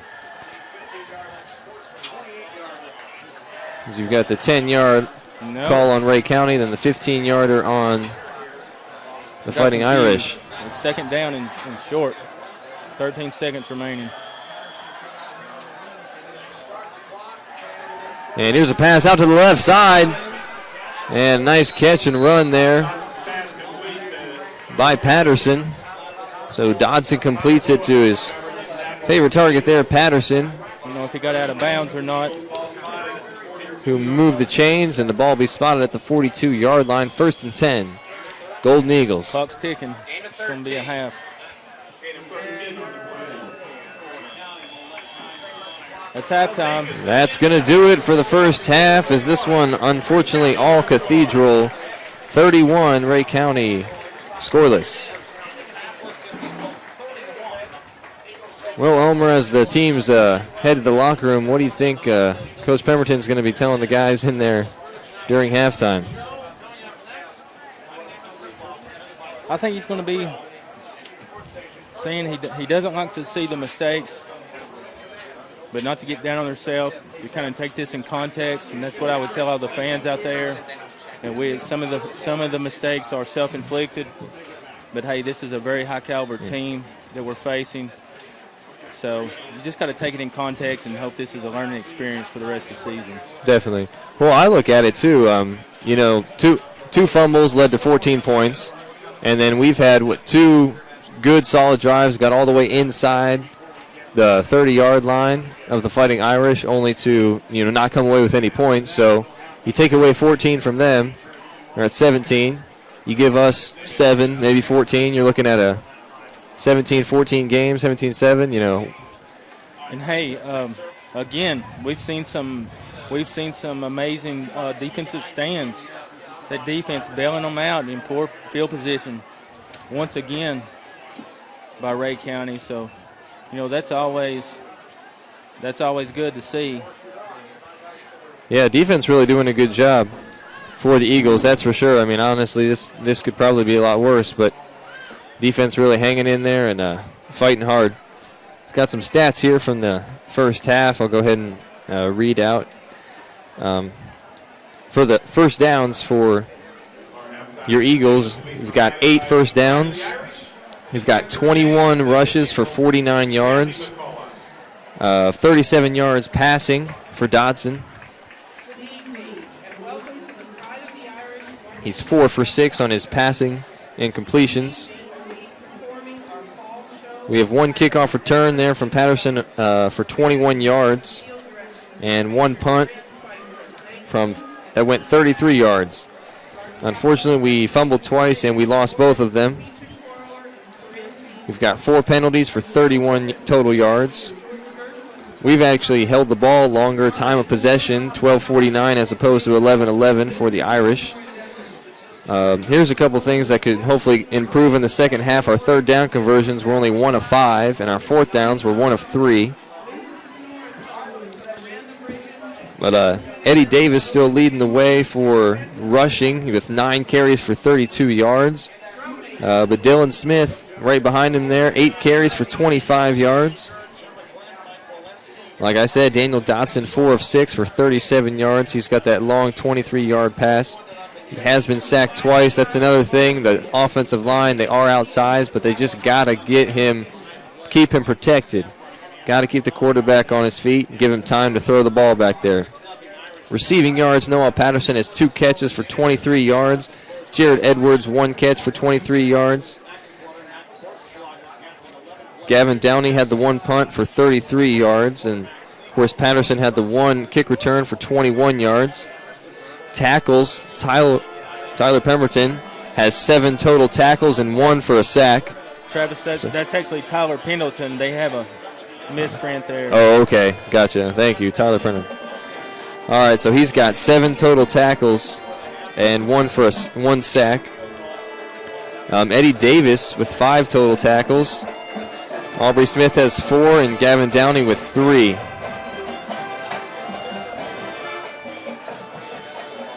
So there's your Ray County Golden Eagles first half stats. We hope you guys will stick around with us and join us back for the second half here, which will start in just under 12 minutes. You're watching Golden Eagles football here on Ray Review YouTube channel.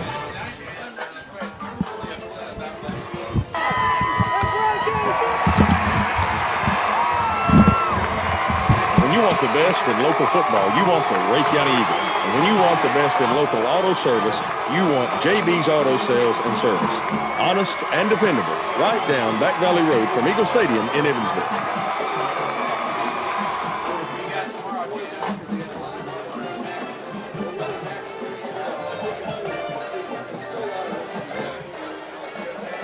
This is the Pride of the Fighting Irish Band performing at halftime.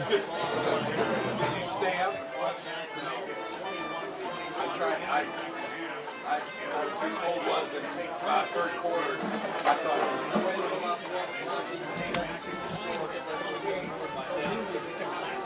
and it did. It got worse from there watching the stairs. Ray County does have a history coming back and not giving up.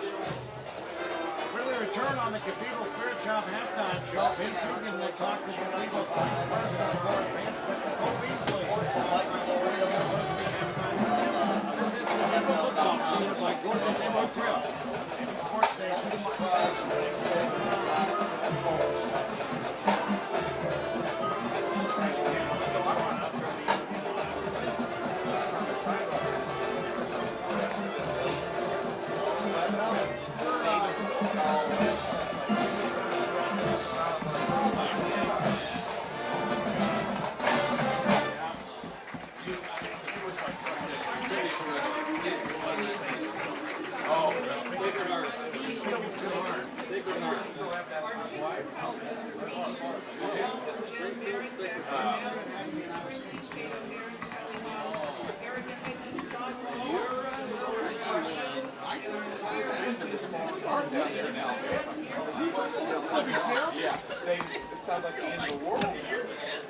All right, we do have some great shout-outs here from Eagle fans tuning in on Twitter.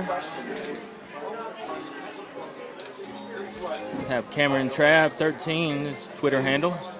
AE Super Leslie shouting out to the Eagles in Indy hashtag. Jordan Brown, Downtown Brown, tuning in. Glad to see you, Jordan.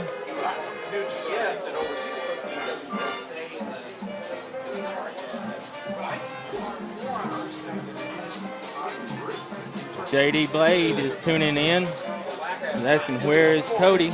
Cody Bass. I talked to Cody earlier today at Lucas Oil Stadium. He's enjoying the trip, but he is having a little bit of issues with his ankle from the Ottawa game. Cody's going to be back. Eagles are going to have a bye week next week, and Cody believes he'll be back in full force against Cleveland. That's a district game. That is really what the team is focused on. They are really wanting to make the most of this experience in Indianapolis against a high-caliber team like Cathedral. They're really wanting to enrich and open up more opportunities for the second half of the season as Ray County really digs into district play.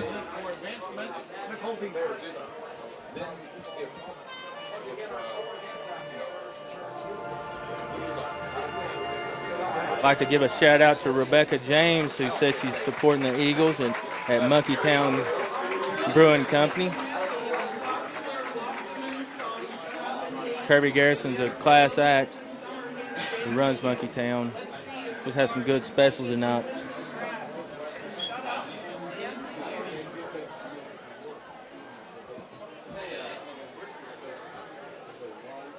This band is performing, but I want to dial in to some of the Eagle Nation faithful that have made this trip up here. Around 326 miles, the furthest Ray County has traveled to an away game.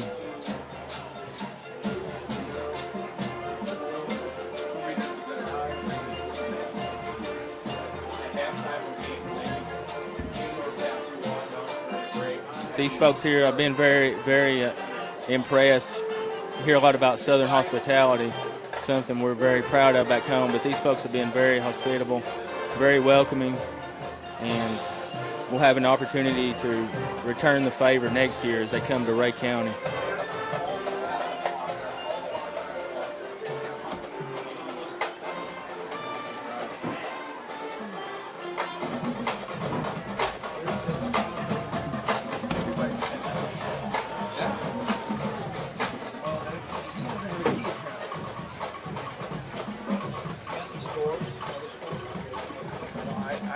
I just sat down. I don't know. Got the scores? Nope. Sorry. Oh, pardon me. We would like to take this time to go ahead and give an official shout out to one of our other weekly highlight film sponsors, New Union Baptist Church. We love Brother Rob Armstrong and the whole team there, the whole family.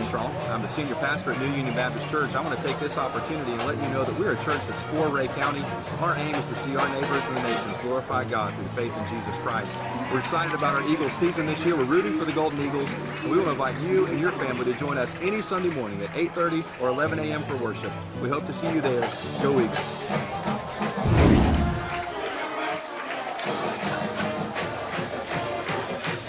New Union has an amazing kids program there. It was a one, and now they've rebranded it to Kid Venture. Donnie Thaden leads that ministry, and it's just a wonderful. Our daughter, she looks forward to it every week. All her friends go. It's a wonderful thing for the kids to get them that involved in church. And they have a great time. I mean, they have a blast.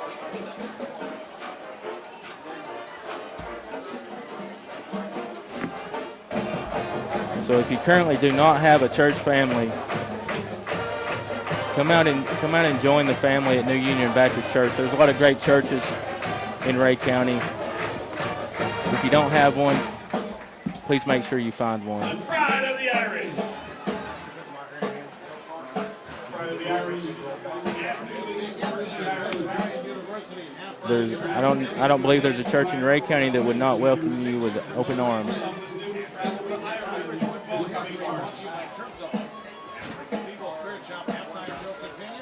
This is Cathedral Football, presented by Georgia's Neighborhood Grill, sports station Fox Sports 97.5. Hey, I would like to take this opportunity to give a shout out to my partner back home, Gary Bolden. Man does an amazing job with Ray Review, and there's essentially nothing he wouldn't do for the Rhea County community. He gives his all every day, every week. We love Gary and appreciate everything he does.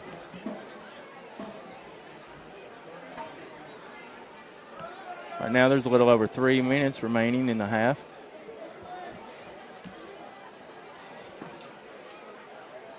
I'd like to take this opportunity to give another shout out to another one of our weekly highlight sponsors. That's our friends at Professional Therapy Services, Gary Reeves and Kimball Brooks and the whole team there. Professional Therapy Services has the team to get you back in the game. Professional Therapy Services, providing physical therapy for Rhea Medical Center. The right care right here in Rhea County.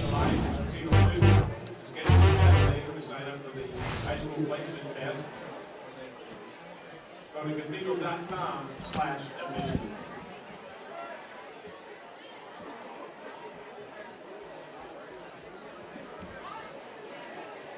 You know, whether the doctor orders you to have rehab or you just have a leg or back that's bothering you, go see the team there at Professional Therapy Services.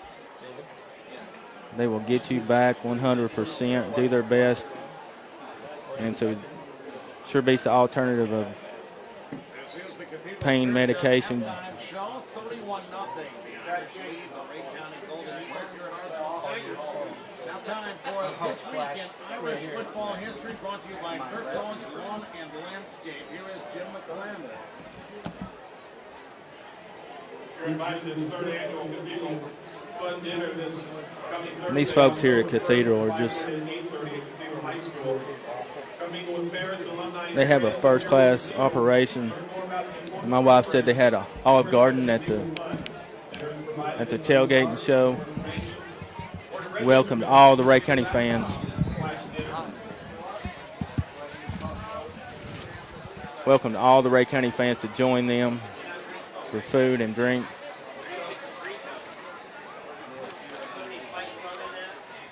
Before the game, we'll have the opportunity to return that favor to them next year as they come to Evansville.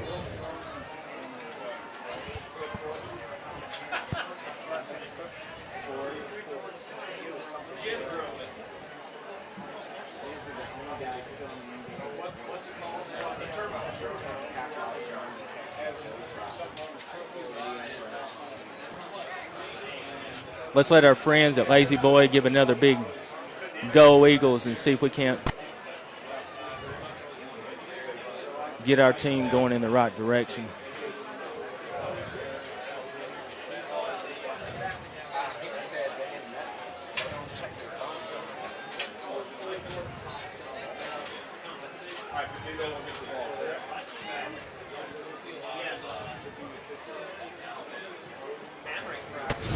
There they come.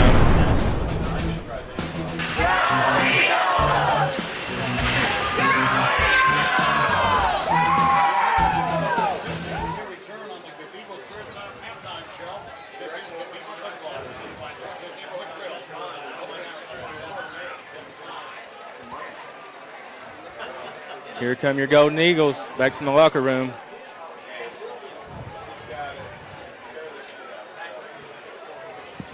This is a team that went 13-0 at one time last year, only to be beat in the semifinals by the eventual state champions, Knox West, in the final seconds.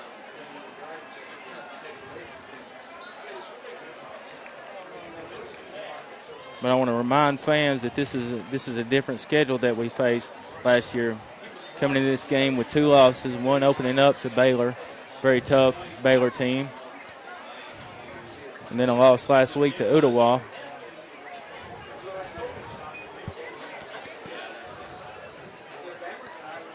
That's a lot tougher schedule than we faced last year, and it's looking at the record, it shows. But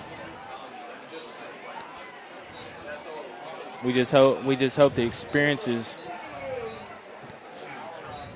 making these players better and facing these tough teams early in the season, so when the playoffs come, when it really matters, they're going to be ready for whatever is to come. And if they can stay on the ball field with a team like Cathedral, it's going to pay dividends come playoff time. And that's the ultimate goal, is get to Cookville.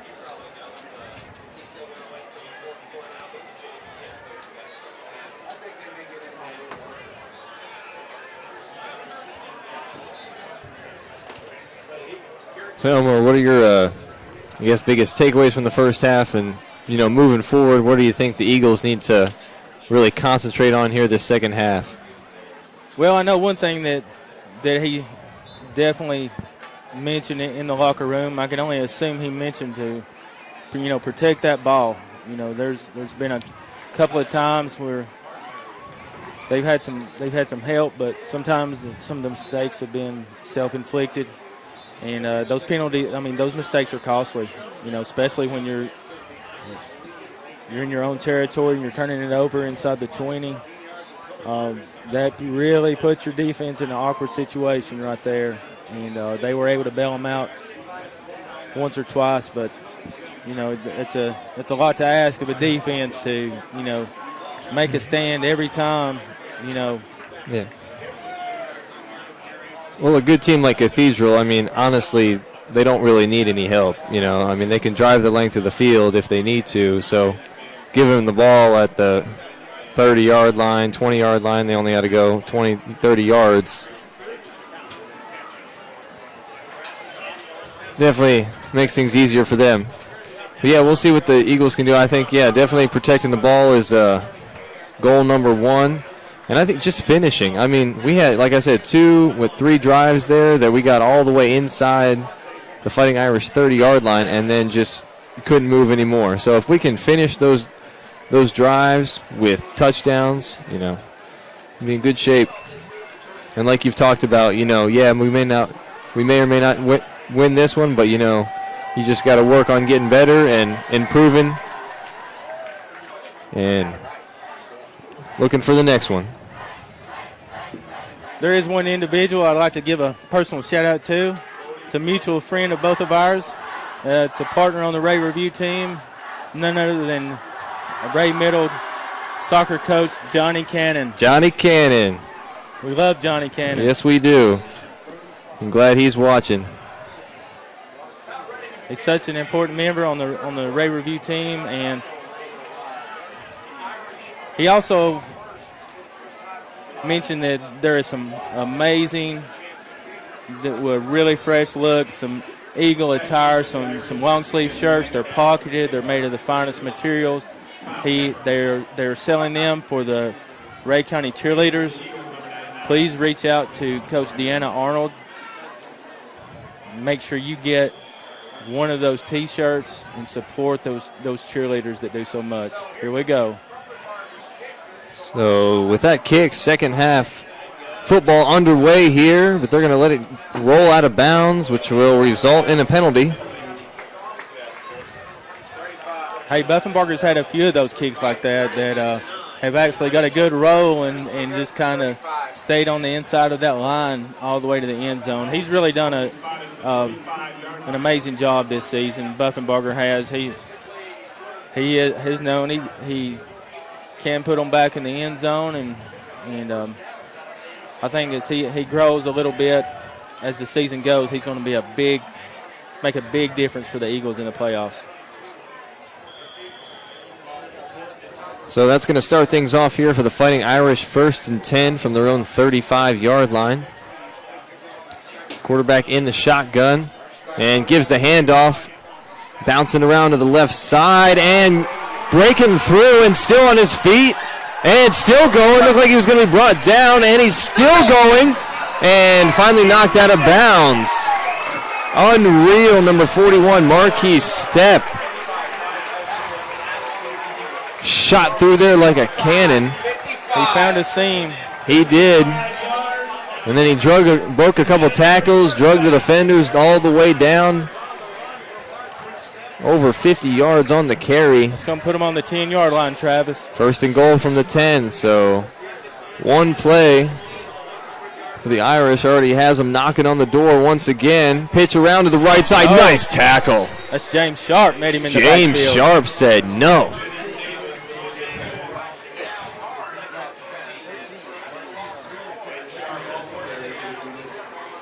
James Sharp is one of the fastest defensive tackles I've ever seen play high school football. Loss of 4 on the play there. Good tackle by Sharp. Makes it 2nd down and 14. Or 2nd and goal from the 14. So big play there from Sharp. And handoff up the middle. And touchdown, Marquise Stepp. Another touchdown. I believe that's number 4 on the night for Stepp.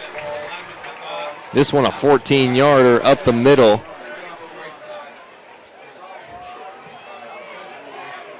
And it really comes down to size up front there as the offensive line for the Fighting Irish just much bigger than that of our Eagles. And they're just able to bully them around and create a big hole for Stepp to cut through and find his way into the end zone. So a 3-play drive for goes 65 yards and only takes 53 seconds. As the extra point goes through and makes this one 38-0 in favor of the Fighting Irish. I want to give a special shout out to my buddy Jimmy, if he's watching this game. I was hanging out with him yesterday. So I hope you're watching, tuning in tonight.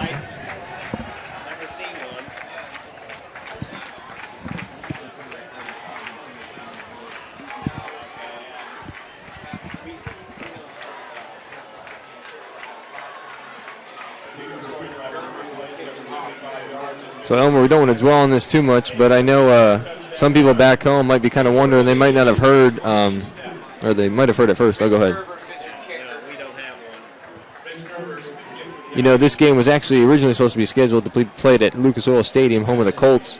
And so some of them that have probably tuned in have kind of been like, hey, what's going on? So do you have any insight into why that kind of fell through, or, you know, what happened? It did fall through. I believe there was supposed to be another couple of teams that were going to have a game there and kind of help with the money. Money and that kind of, I believe that's kind of my take on it, but I'm not 100% on that. Either way, the kids got to go by and have a great tour of Lucas Oil Stadium.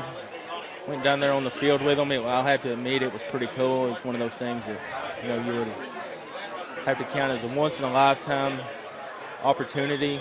It was cool. I'm not a big Colts fan, but I'm kind of indifferent. It's all right. I won't hold that against you. But being around this town and seeing everything, gear for the Colts, they love their Colts here in this town, and it was a great experience. Eddie Davis bounces around the left side, broke one tackle, then he's brought down by a couple of defenders there.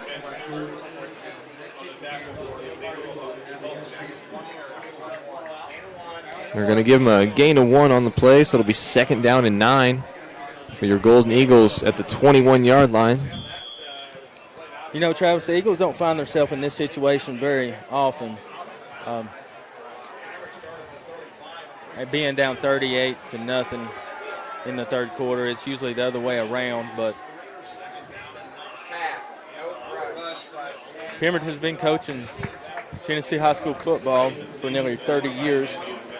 He's a former college quarterback at Tennessee Tech.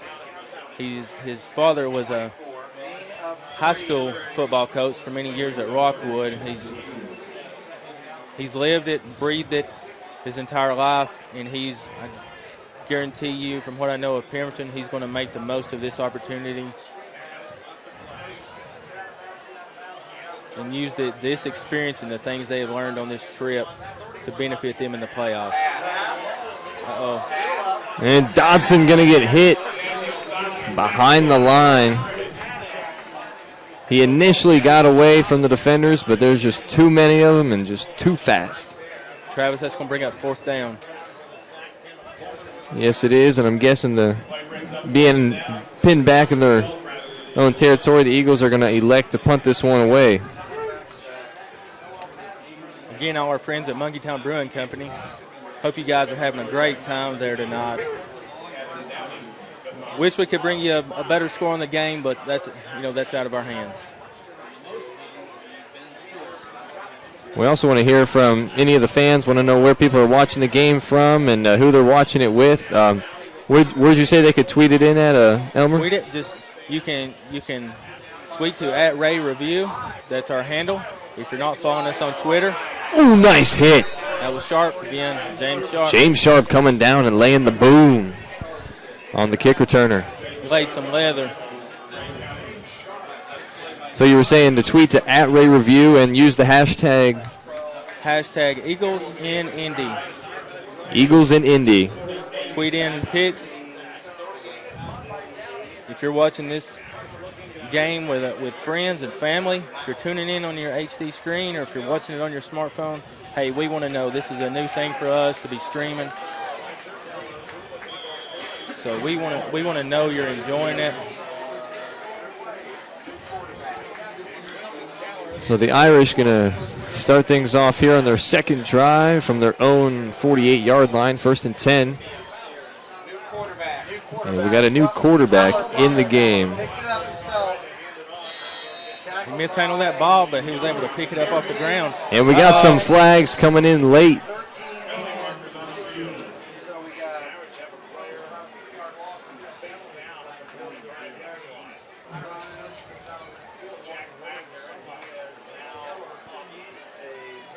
Player was shaken up there. He was laying face down for a second, but good to see him get up on his own. We're talking this one over. Looks like they kind of threw it in the direction of the Eagle defender. Might have been a late hit, not sure.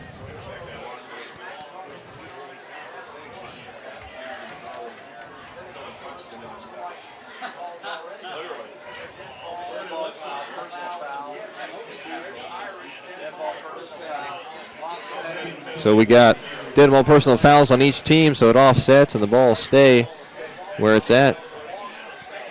So the loss of one will stand 2nd and 11.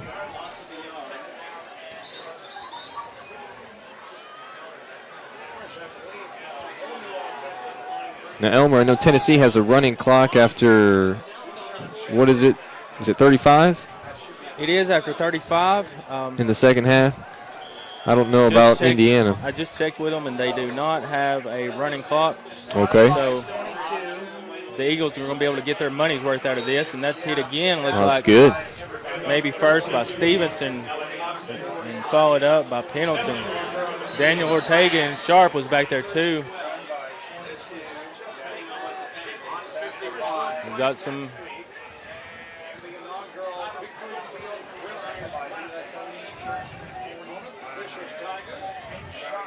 They're going to wear the yellow off those flags tonight. Yeah, I think so. You got unsportsmanlike on Ray County now. So that's going to bump it up 15 yards and into their territory. So a good defensive play there, wiped out by the penalty, and that moves the ball all the way inside the 40-yard line of the Eagles. So 1st and 10 from the 38, Fighting Irish.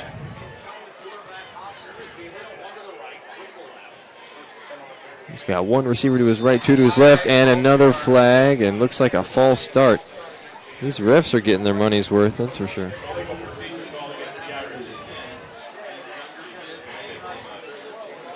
So that's going to knock him back 5 yards. So it'll be 1st and 15 from the 43.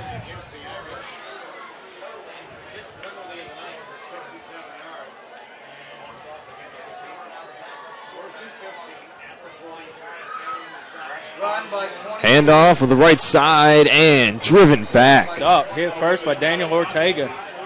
That left cornerback and followed up by Pendleton. It drove him into the turf. So we gained 4 on the play. It's going to bring up 2nd down and 11 from the 39-yard line of the Eagles. The only person that returned this season on the secondary was Noel Patterson.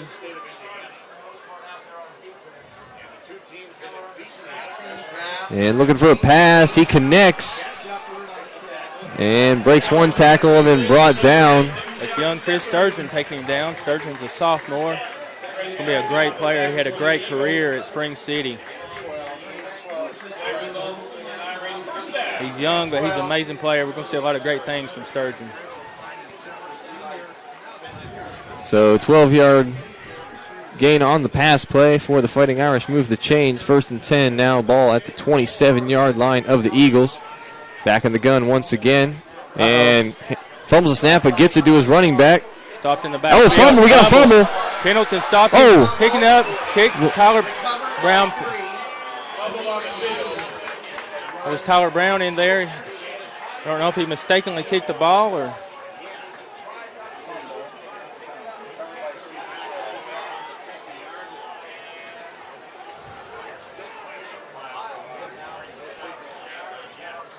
It was recovered way back. Irish recovers. In Irish territory. Looked like a couple of the Eagles had a chance to get on that ball. And just kind of kept kicking it back further and further, but it's going to knock it all the way back to the 48-yard line of the Fighting Irish. I don't know if that was a rugby play but they didn't recover it, but 35. It's 2nd and 35. Yeah, you heard that right. 2nd and 35. And he's rolling around to his right. He's going to fire that one. Play action, and that's defended by Patterson. Good defense there. Patterson getting a hand in there, knocking it away. So 3rd and a very long 35. See if the Eagles can force a punt here.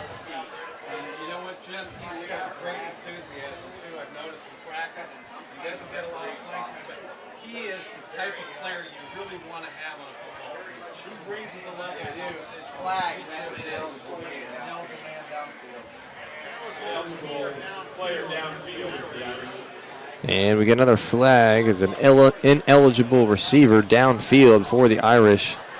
And that's going to knock them back to their own 43.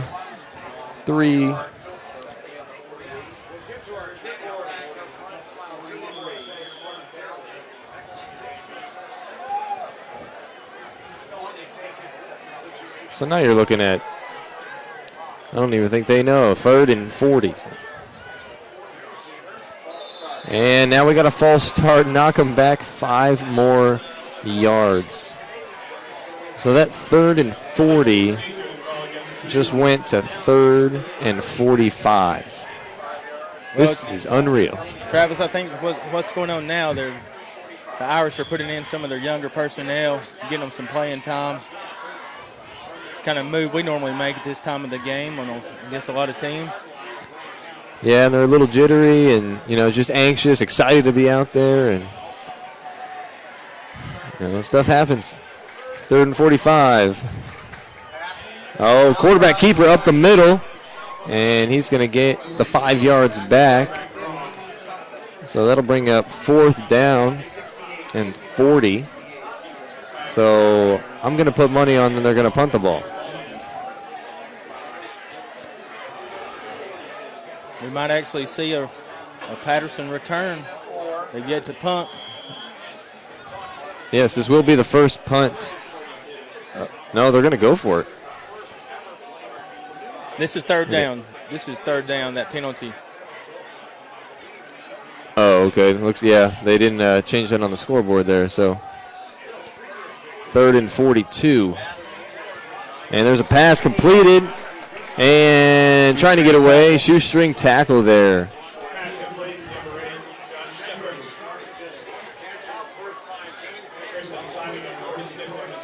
Met by Christian Simon.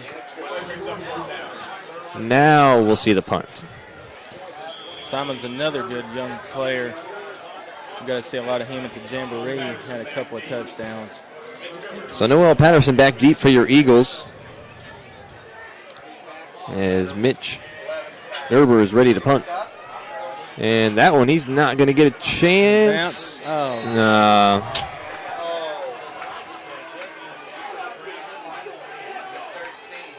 Not sure what that was.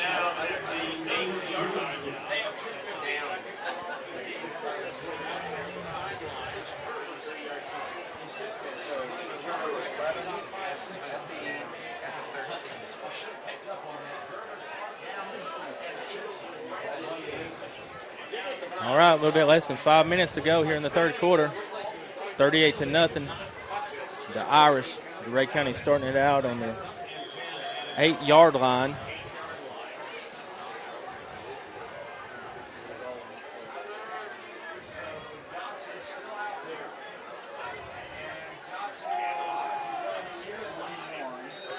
And short gain around the right side.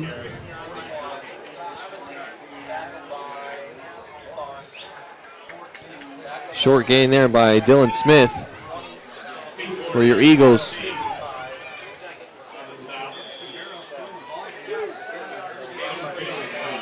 So gain of 3 on the carry, 2nd down and 7 from the 11.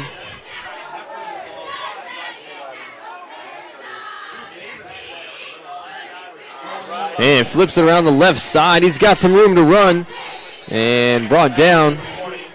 Eddie Davis. Eddie Davis with a nice run there. And we've got another penalty. Do not think I've seen so many flags in one football game.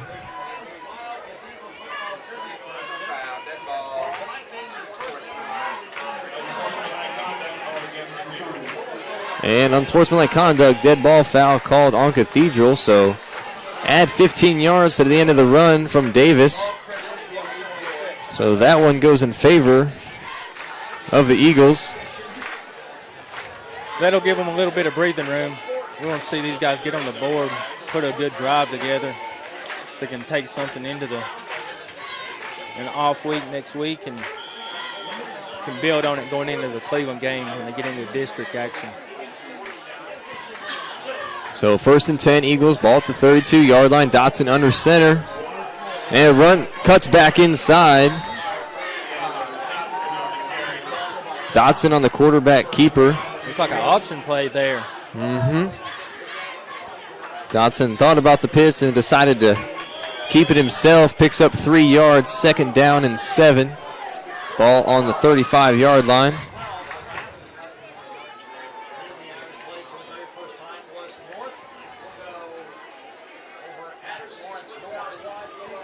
So Patterson out wide to the right. A man in motion. Fakes the pitch. Now Dotson looking long down the field. He's got him. Patterson. And he had Patterson overthrew him just a little bit there. Pretty good coverage by the Fighting Irish. And that's going to bring up 3rd down and 7.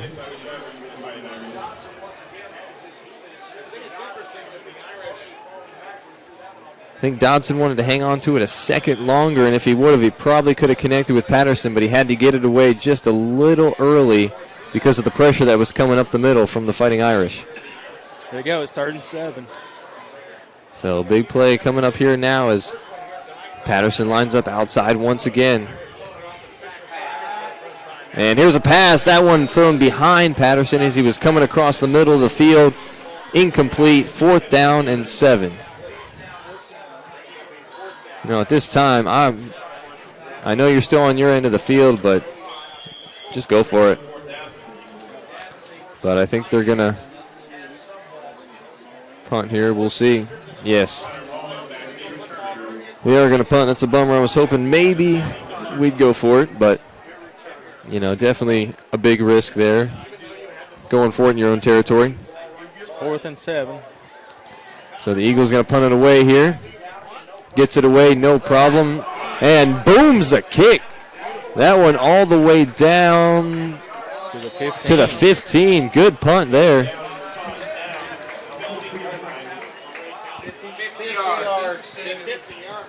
50-yard punt.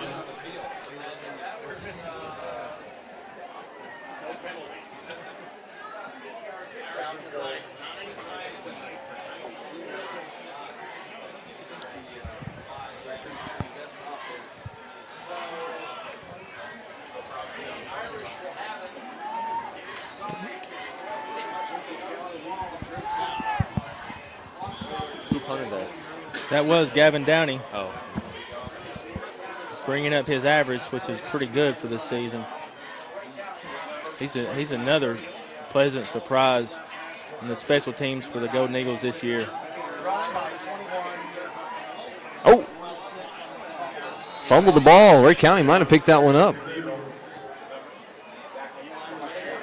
There's a run, gain of about 5 or 6. And it does stay with the Fighting Irish. It's going to bring up 2nd and 6.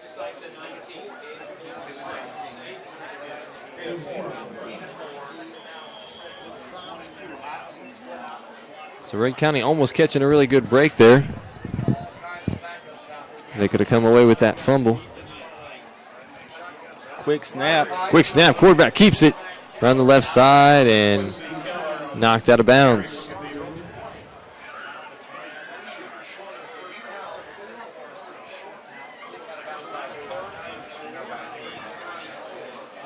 It is 3rd and short, Travis. 1 yard to go. So gain of 5 on the play. 3rd and 1 now. Quarterback under center. Oh, and we got some movement. And yes, looks like Ray County jumping off sides there. Got him with the hard count. And so that'll move the chains. 1st and 10, Fighting Irish.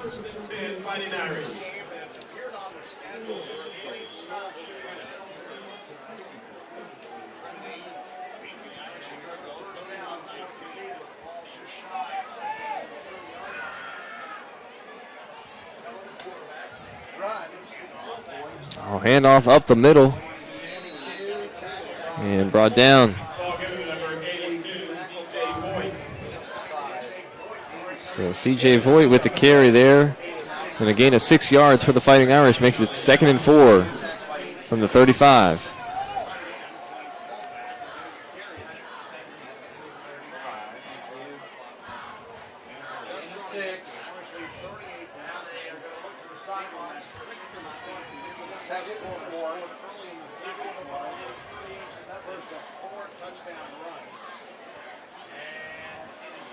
Handoff once again, bounces back to the left side, breaks one tackle, still on his feet, and finally knocked out of bounds just short of the 50.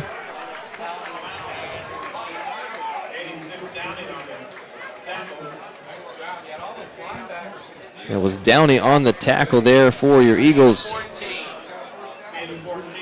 There's a gain of 14 on the carry for the Fighting Irish, which will move the chains. 1st and 10 from the 49-yard line. So knocking on the door of Eagle territory once again is the Fighting Irish. Oh, high snap over the quarterback's head. That one going to go back to the 25, scooped up. Oh, and taken down right around the 20. Elmer, did you see who got to him first there? That was Suttles, number 58. A good tackle there by Suttles, wrapping up the quarterback, and a huge loss. It's going to bring up another one of these crazy 2nd down and 37.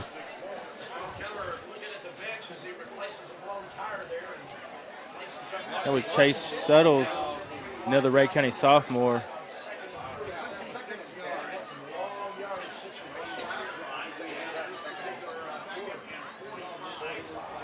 Oh, quarterback bobbles the snap once again, gets it away this time. Short pass, ends up going for about 10. So slowly chipping back those yards. That'll bring up 3rd down and 27.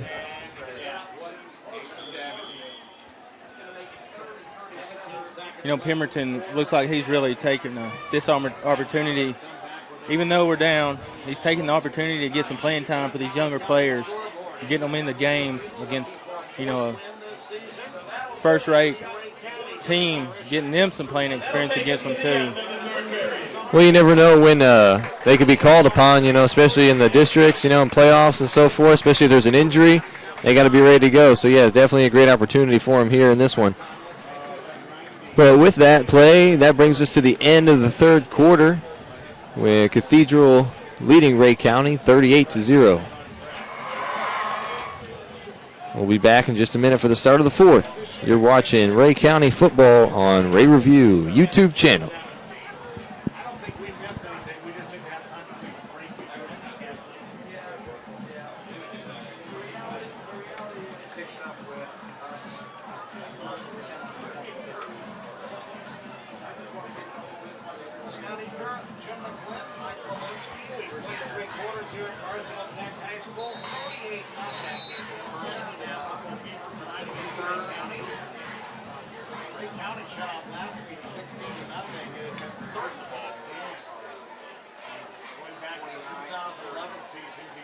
Since Ray County have been shut out, and right now being shut out 2 weeks in a row. Third and 29. Their offense is struggling quite a bit tonight, and obviously they have not been able to get that running game going. And all of the pass.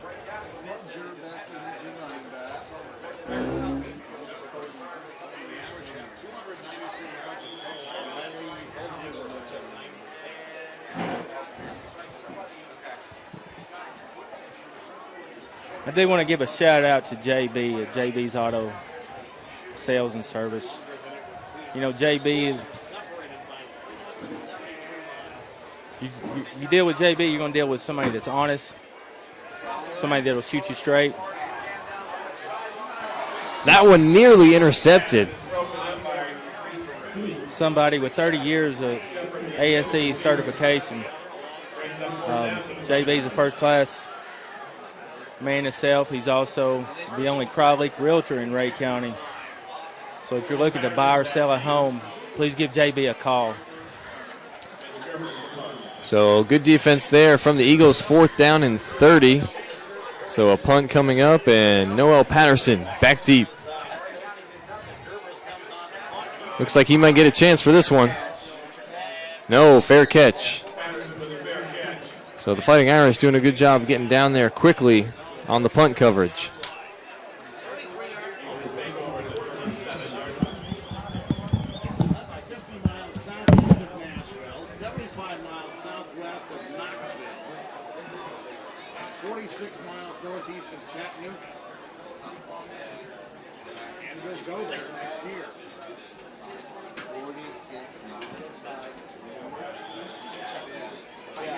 Here come the Golden Eagles.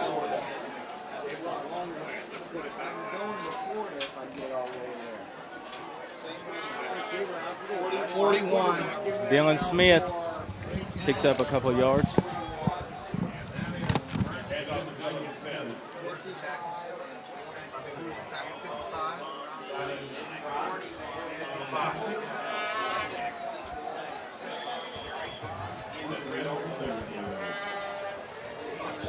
So gain of 4 there, 2nd down and 6. Ball spotted at the 41-yard line.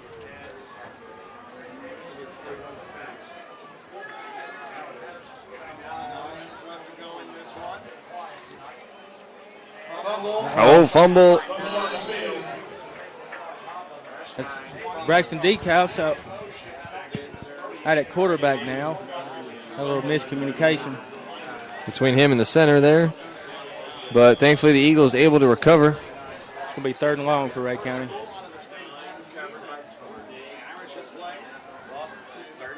The last couple fumbles we weren't able to recover, so this one at least we were able to get on top of, lost a couple yards though, and 3rd and 8 coming up.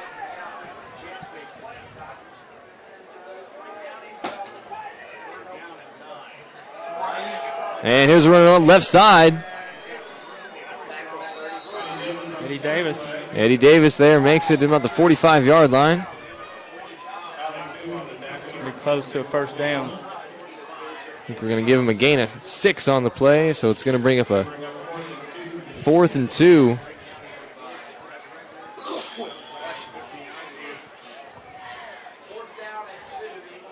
Hey, Travis, I'd like to give a personal shout out to my daughter Autumn, she's 10 years old, and my son Fletcher. He's only 1.5, but he's tuning into the game back home. That's pretty cool. Here are the Eagles. They're going to move the sticks. Fullback Mason Stevenson, a junior. Mason was one of the few that got some varsity experience his freshman year, along with Cody Bice and Jared Edwards. Showing it paid off. It paid off. He's a tremendous athlete. So after moving the sticks, 1st and 10 at the 49-yard line here for the Eagles. And looking for the pass. Looking deep. Oh, just overthrew him. Patterson was the intended receiver on that one. I think Patterson, they're getting a little tangled up with those defenders back there. They're taking him off his stride. His legs are getting tangled up with him about midway through the route.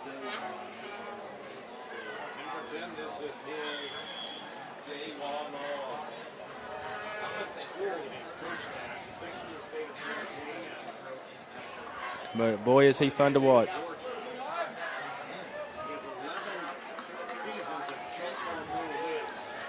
Second down and 10 now. Man in motion. Gets the pitch. And has some room outside before finally being knocked out of bounds.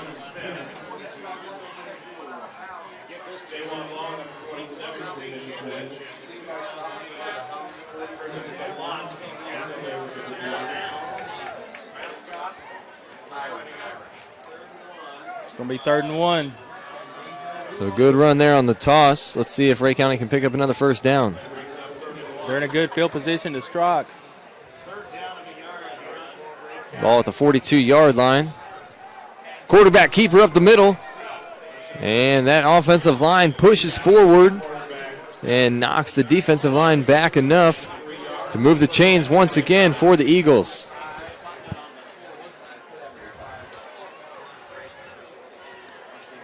So nice job on the quarterback keeper.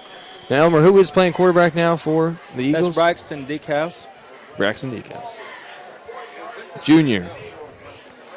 He's a junior with a great arm.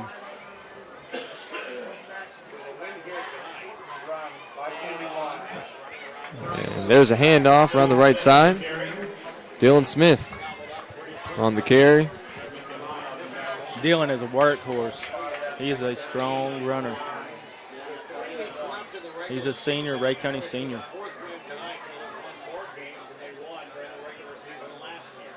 I think they're giving him 1 yard on the carry there. That'll bring up 2nd down and 9.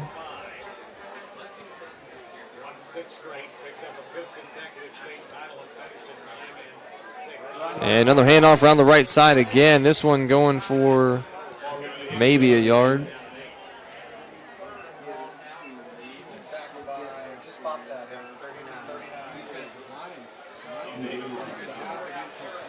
So gain of 1 brings up 3rd and 8.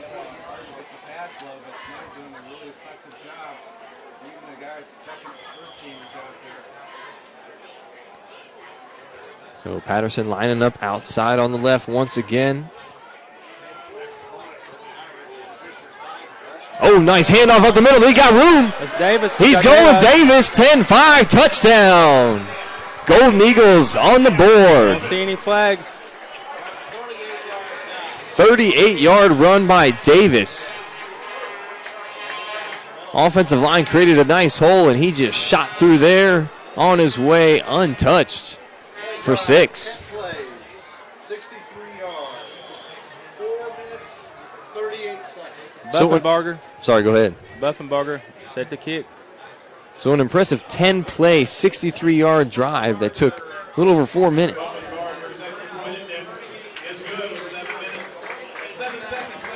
So 38-7 now after the extra point is good. Good to see Ray County on the board here. Not giving up.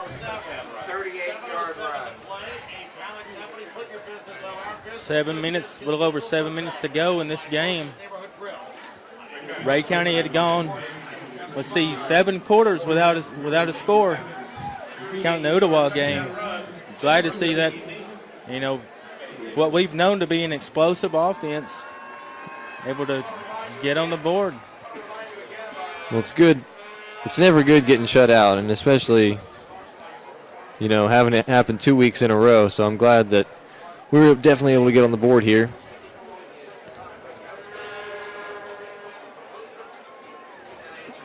Couple big third down plays on that drive, picking up, kept moving the chains, the quarterback sneak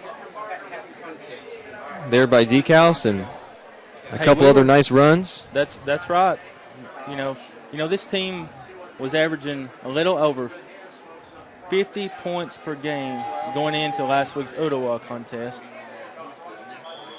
and went 7 straight quarters without making a score. We hope this is kind of broke. And the onside kick attempt goes out of bounds and not quite 10 yards, so Irish will take over. It was a nice effort there.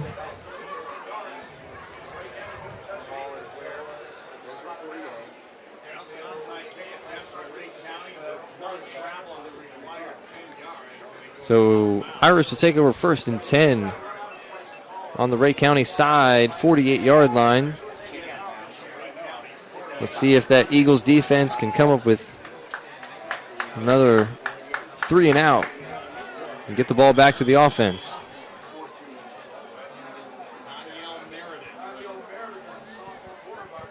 Sophomore quarterback out there now. Nice pass. And knocks down one defender. Big boy down there, tight end, trucking people. That was Peyton Barger that made first contact. He's a 5'9" junior. Looks like they're going with a little hurry-up offense here.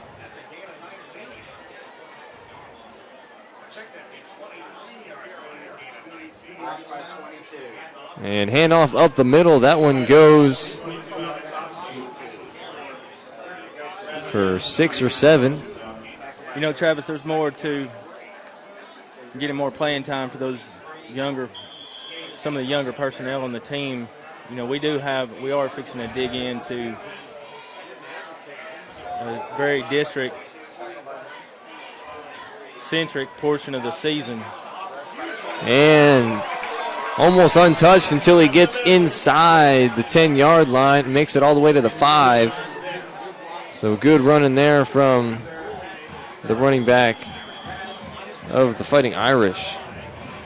I know the last thing Pemberton or anybody else wants is for, to go home with a unnecessary injury. Mm-hmm. So they're marked him at the 7, 1st and goal for the Irish. So he's got 2 to his left, 1 to his right, and a running back there next to him. He's going to give a handoff. And he pushes in. The ref, no signal. They're going to mark him short. He's inside the 1. Quick back up to the line. They're going to try to sneak. Quarterback sneak. And he's in for the score. This time gets the signal from the side judge there. Touchdown, Fighting Irish.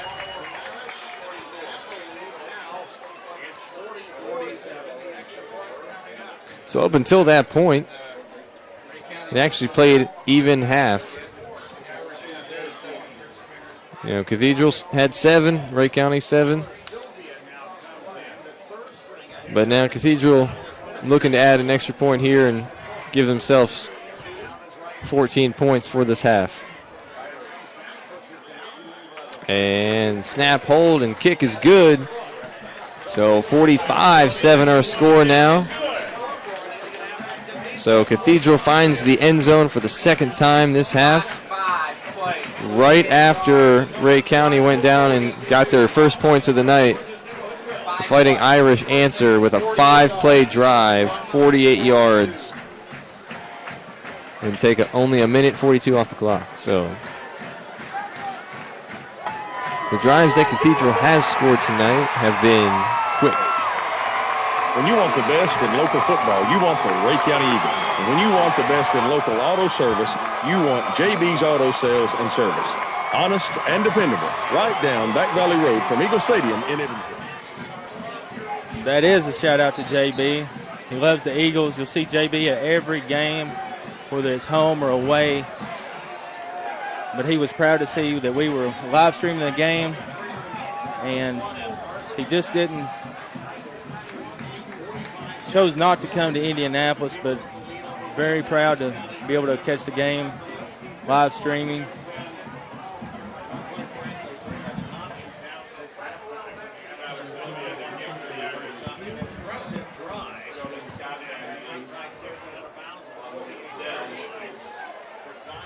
We appreciate JB. You know, my air conditioner was out earlier this summer. Called on JB. JB said, bring it by, Elmer.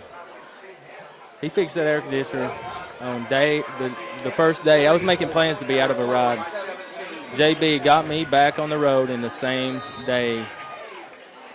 And I'm so grateful to him. You know JB's going to shoot you straight. He's going to diagnose what's wrong with the car, give you a call, tell you what it is, how much it's going to cost, and get it fixed in very short order, because he knows how important it is for you to have your transportation and for it to be fixed right the first time and it reliable. We appreciate JB and his support of the Golden Eagles. So a decent return there from Patterson as he gets the ball out to the 23-yard line. That's where the Eagles will start things off here on this drive, 1st and 10. Handoff on the right side. And got tripped up there and taken down, but not before gaining 4, maybe 5 yards on the carry.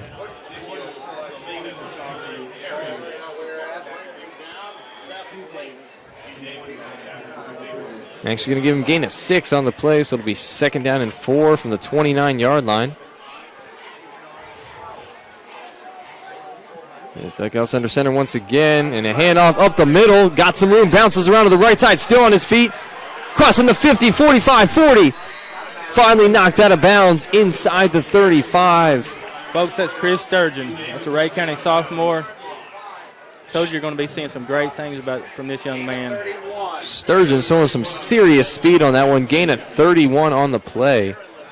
Nice run in there by Sturgeon. Only a sophomore. Watch out, he's got 2 more years. 1st and 10. Actually marked him out at the 40-yard line. But Eagles once again in Fighting Irish territory. Handoff once again around the right side. Bounces off a couple of tacklers before being brought down around the 35.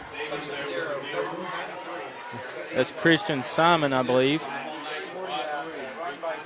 So Simon on the carry, goes for 5. 2nd down and 5 from the 35. Simon's another Ray County sophomore.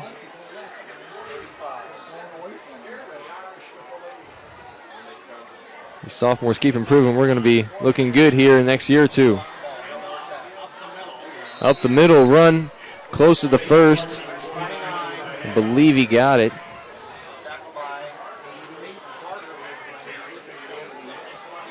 That right there is Peyton Barger, Ray County junior. And Peyton's going to move the chains for the Eagles. 1st down and 10. Ball on the 29-yard line. We're inside the 4-minute mark here at Arsenal Tech Stadium here in Indianapolis. And here's a handoff up the middle. That one goes for a couple.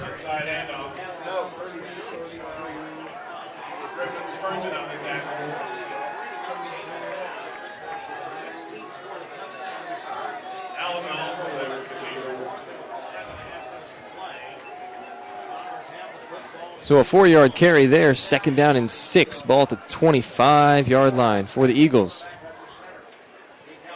And handoff this time around the right side, bounces back to the middle. Simon again. Simon once again. He's going to be close to the 1st down. If they give him progress. Yeah, if they give him progress, he should have it. He does. So nice running here from Simon. Had a couple good runs. He's moving the chains once again for the Eagles. So a gain of 6 yards there in 1st and 10. Call it 7. Ball at the 19.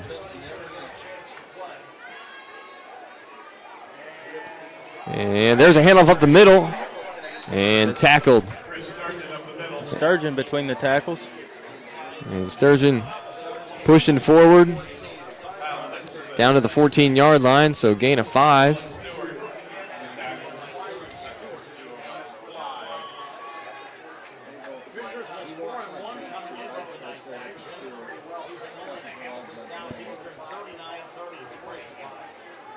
And there's a run around the right side. That was Simon again.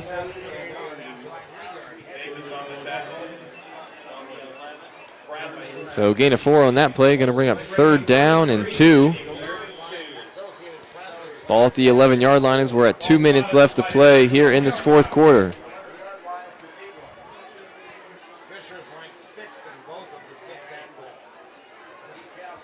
Quarterback sneak.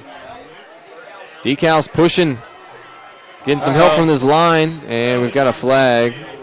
Haven't seen one of those in a while.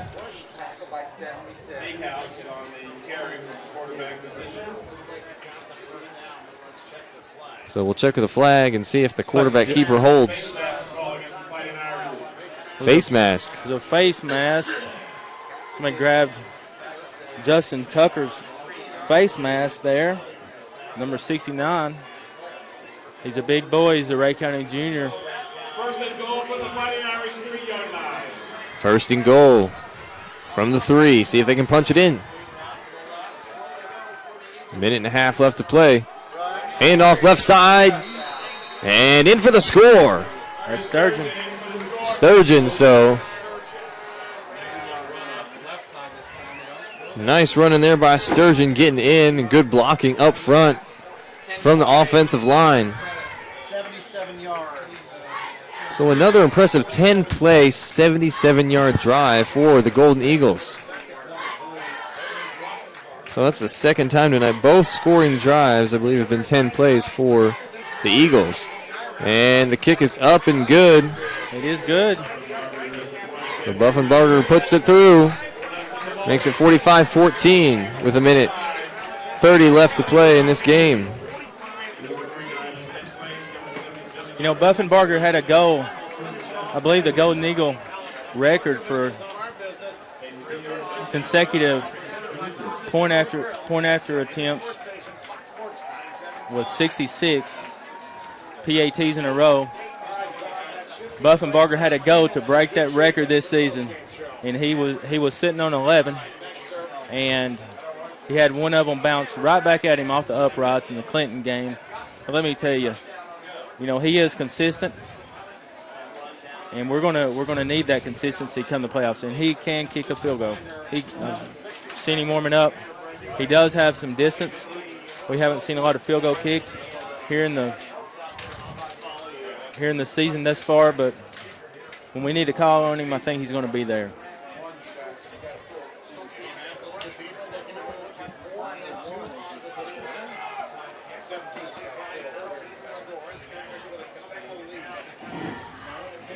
So with both teams using, some of their backup players, giving them some playing time, Ray County is playing Cathedral even this second half, 14-14.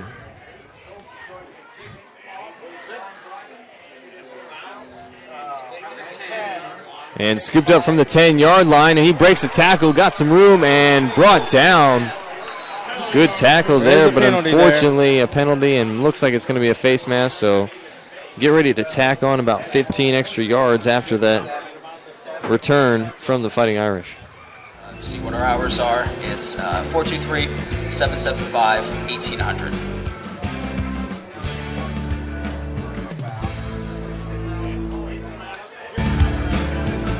Monkey Down Brewing Company is open 7 days a week. We do lunch and dinner. Monday through Thursday, we start lunch at 11 a.m. and we serve all the way to dinner until 9 p.m. So that brings the ball all the way up to the 50-yard line. So the fourth quarterback in there now for the Fighting Irish. Handoff up the middle. That one goes for about 3.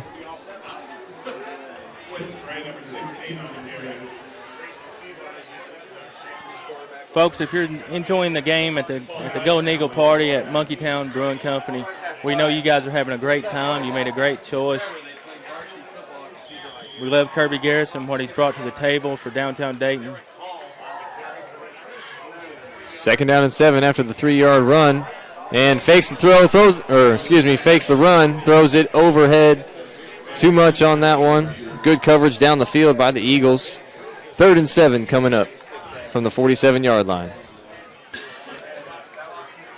We're inside the 1-minute mark, and we are playing a private school with one of the best programs in the nation. We should take that into consideration. But, folks, we're very fortunate in Rhea County to have such a great handoff and brought down around the 40-yard line.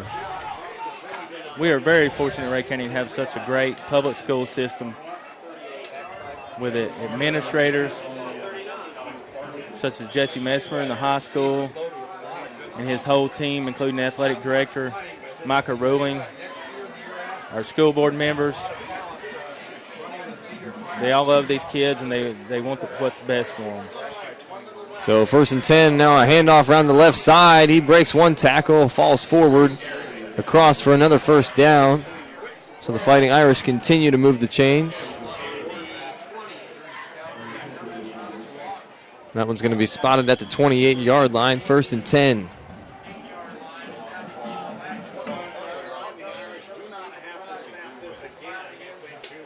Inside 15 seconds here, it looks like Rhea County is going to have a comeback inter-district play with a 3-3 record.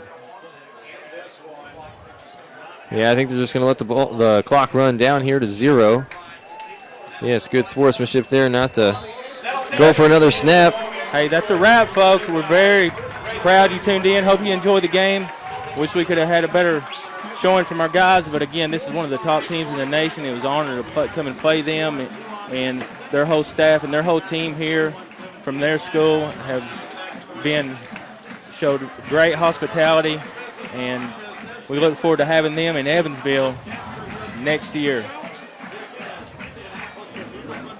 Well, for Rhea County Golden Eagles football, this is Travis Harrison and Elmer Harris signing off. Thanks again for tuning in, and God bless. I'd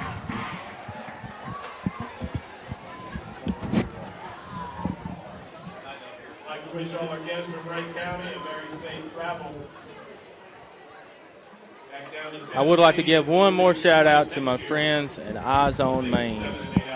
Bradley Schaefer and his team know how valuable your eyesight is. From the doctors and staff at Eyes on Maine, we welcome you to our new location on Market Street, where we proudly support Rhea County Golden Eagle football.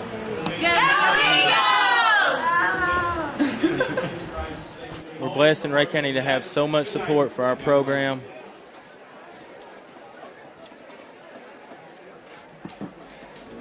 And I don't know about you, but I'm excited to get back home. We're going to have a bye week next week. Then we're going to resume play against Cleveland. And they do have an upcoming program. They have a new coach this year. I believe it's Knox West, former coach. And just look at this crowd, folks. Look at this crowd here in Indianapolis and made the trip. 300 and something miles, 6+ hours on the road.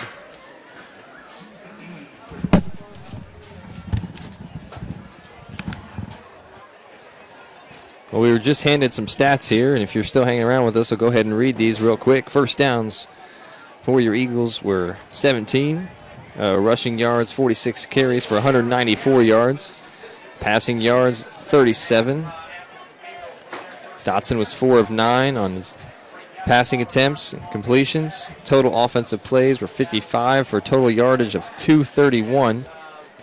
We had 2 kickoff returns for a total of 40 yards. We had 3 punts for an average of 38.7 yards. We fumbled 3 times, lost 2 of them, recovered 1. We had 7 penalties for 67 yards. Time of possession was 25 minutes and 24 seconds. Held the ball a few minutes longer than the Irish. Our third down conversions, managed to get some there in the second half. We finished 4 of 11 on those. Fourth downs, 2 of 4.